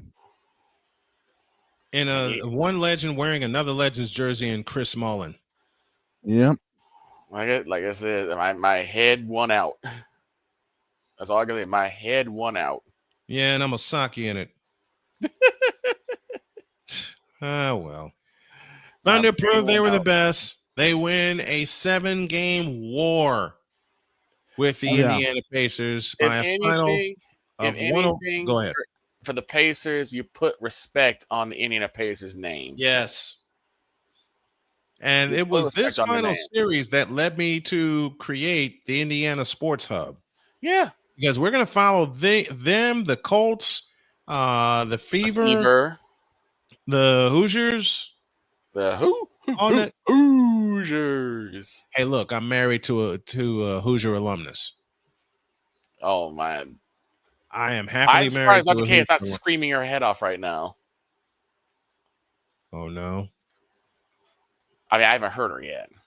I mean, I'm Repeating just waiting. my sentence. She doesn't blame you for calling the game wrong. And I already know we got expansion plans. Mm-hmm. Because you're going to have one division and Victor's going to head the other. Yeah. When was this decided? Now. What division am I running? Chicago. Where we started this whole thing. Bulls, Bears. Do I have to do Bears? Blackhawks and White Sox. Yep. And Sky for because and the Sky. I'll allow that. Mm-hmm. Of course, you got me heading everything up over here in New England. Mm-hmm. Pats, and more Pats. Pats, and the name of the Tom Brady, the David Ortiz, and the Cam Neely. Amen. Well, I'm trying to say I'm mainly saying Pats because I really don't. Well, I would say more so Celtics because the last thing I want is for you to have to deal with dealing with the Bruins. And all you know what? That's gonna be a comedy. That's gonna be a comedy show. You think? That's a comedy show. Well, especially given the feeling that he has right now. There's a dog waiting for me. Let's take a break, and when we come back, we will wrap up the 2024-25 NBA season after this.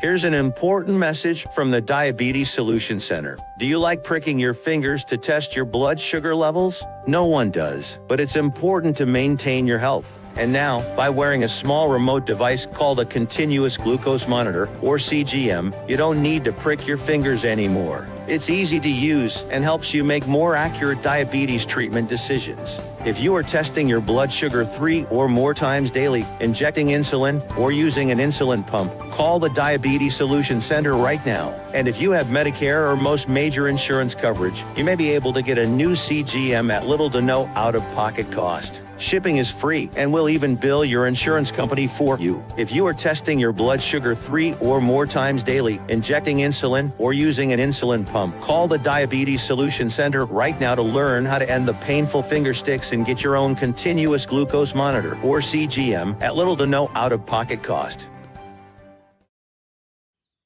Jason, let's go see your room.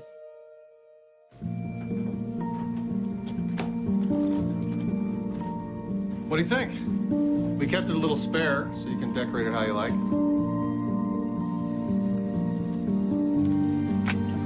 Dinner! No? Excellent. Soccer. Yeah, I saw you guys out there.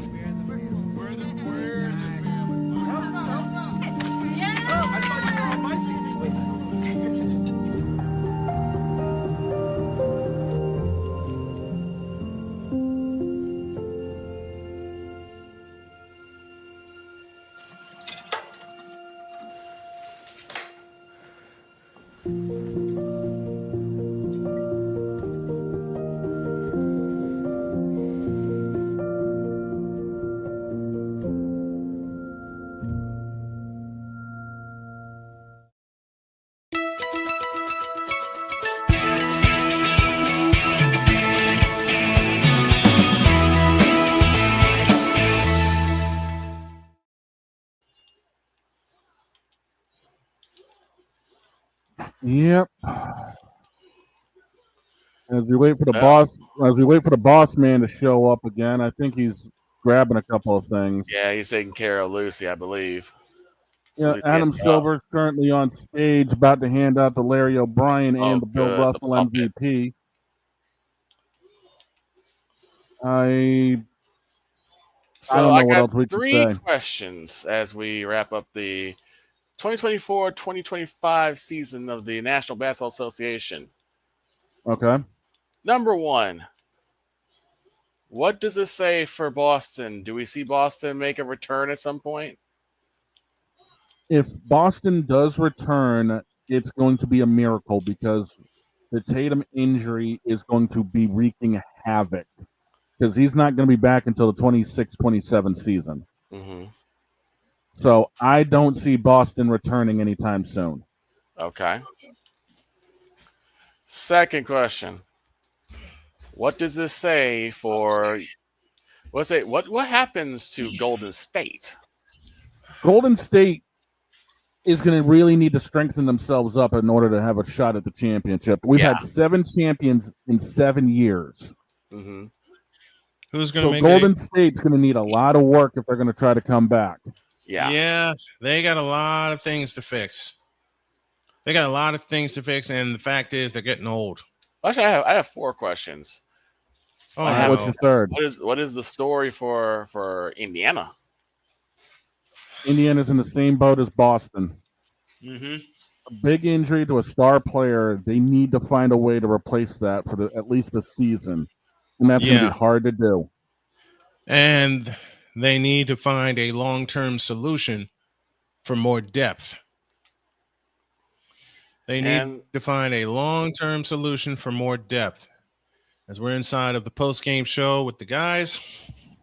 And the last question. Yeah. The last question, and I know people are going to get mad at me for asking it, but just ask. What about Yo Kang? Will he make a grand return to the playoffs come next year? Because he is playing next year. Let's not get it twisted. He's playing next year. He can play all he wants, but he's not making the playoffs. Why don't I answer it this way? Hell no, to the no, no, no. Hell to the no, hell to the no, to the no, no, no. I saw that coming. You actually believe that? I saw that coming. No, but I'm asking because I'm going to ask. Well, then no flagrant foul needed. No playmaker. I was going to say no flagrant foul needed. I really wanted for there to be a flagrant foul, but no. Yeah, I should have known better. The like I said, it just may seem like that beat down from Game 6 more like it was planned. Yeah, Oklahoma City seems that way, win doesn't it? at home. Yeah. Seems that way, doesn't it? It does. That they plan to win it at home and they plan to win it like this. 103.91. Go ahead. I was going to say, for the longest time, there was the fact of the road team being more successful than anything else this postseason, but it came down to home turf advantage at the end. Yeah. Yep. Games 2, 5, and 7 were claimed by Oklahoma City. And they the one they snatched on the road is the one the Pacers should have won, but all the shoulda, couldas, and wouldas. Yeah, it doesn't matter. Is beyond the matter right now. So I gave a birthday kiss to my beauty, and I told her the score, and she looked at me and went, "What?" Yeah. Yes, Dr. K. Pacers couldn't pull the trigger. And the fact that we're about to find out who the MVP is. It's got to be SGA. I don't think so. I think it's Jalen Williams. It is. It's SGA? It's SGA. First time in 25 years it happened. That's what I thought. SGA gets MVP. He put in work this year, especially in the finals. Well, he was consistent in the finals. Yes. I'll give you that. Jalen Williams didn't burst on the scene until Game 5. And SGA put up a massive double-double today, 29 points, 12 assists. Mm-hmm. Well, no flagrant foul needed. Nope. And we have got a lot to break down tomorrow. I wanted a flagrant foul. Let's see bad. if we get one for another team. But yeah, I know I had to throw in that question about. I got a flagrant foul for Houston. I got a flagrant foul. I might deliver a flagrant foul on my own. I know I had to throw in a little a question about Kane because that's what it always ends up being about. Not for us. It's about the champs. Right. Of course, SGA's got a pair of gold shoes hanging off of his shoulder. I saw that. I saw that. Well, the NBA season has come to a conclusion. Yes, it has. And so has our first season inside. Well, not our full first season inside the Indiana Sports Hub because this was a trial run. But what do you guys think? I think we're going to be seeing it more with the Fever now than now that this is over. You guys think this will be a hit? I think so. Yes. And I mean, we're already expanding to Chicago and Boston, so I'm excited but afraid to see what Shane does with the Boston brand. Don't tempt me. Oh, that's why I'm tempting you. You know my brain's gonna cook tomorrow morning. Right now it's too late to cook. Yeah. I've heard that before. And you're right. It is too late it is 11 o'clock. Are you kidding me? Yeah, it is. Oh, Jesus. I'm normally asleep by now, but I figured I'd call this game. One more question before we get out of here. And once again, in all seriousness, congratulations to SGA and the Oklahoma City Thunder. SGA completes the double-double of the regular season and the finals MVP. Congrats to him. Congrats to the Thunder. Congrats to the Pacers on a fabulous 7-game series. One more question for the folks in the chat and the folks here on the panel. And I know I've asked this before, but I'll ask it anyway. Should Jodi and I do a podcast together? Yes, we've been telling you that for like a comedy podcast. Yes, whatever comes to our mind. Yes, we've been pleading Put for that one in for the chat. months. I have the answer here on the panel, but let me get it in the chat. Put a one in the chat if you want to see me and my wife Jodi do a podcast together. I know the overwhelming response. Yeah, but it's yep, we got a confirmation. It's just going to depend on time. It's going to depend on time because she is in school right now and she does work full time. But what may happen is we tape a long podcast and I break it up into different episodes. Might do that. As I said, it depends on the time. Because you know how crazy Jodi and I are together. Yeah. By the way, the last player to win both the finals and regular season MVP, he went back-to-back 2012, 2013. Don't say I knew it. Before that, it was Tim Duncan in 03. Michael did it 4 times at Hakeem Olajuwon. See, that's what I love about it. Michael did it 4 times. At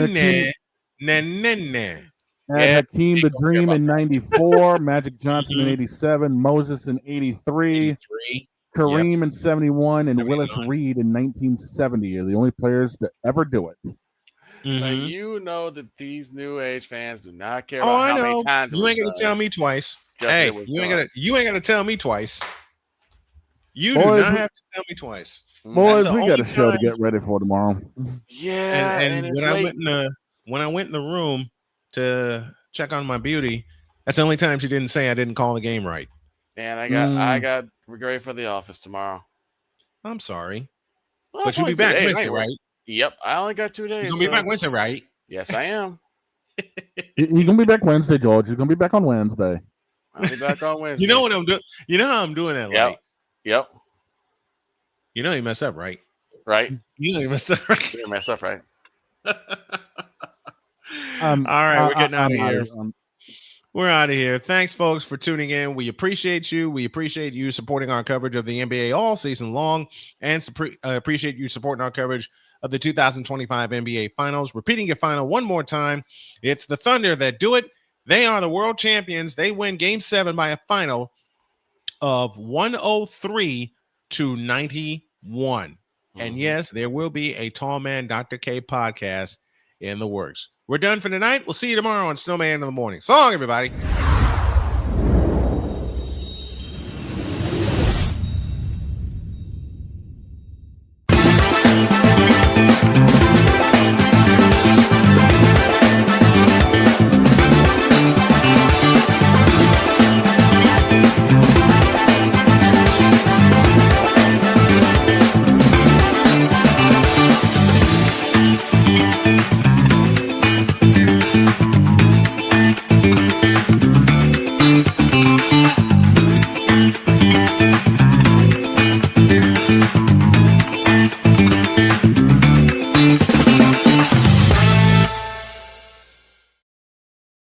Jedi, I'm not pointing at you like you did something wrong, at least not yet.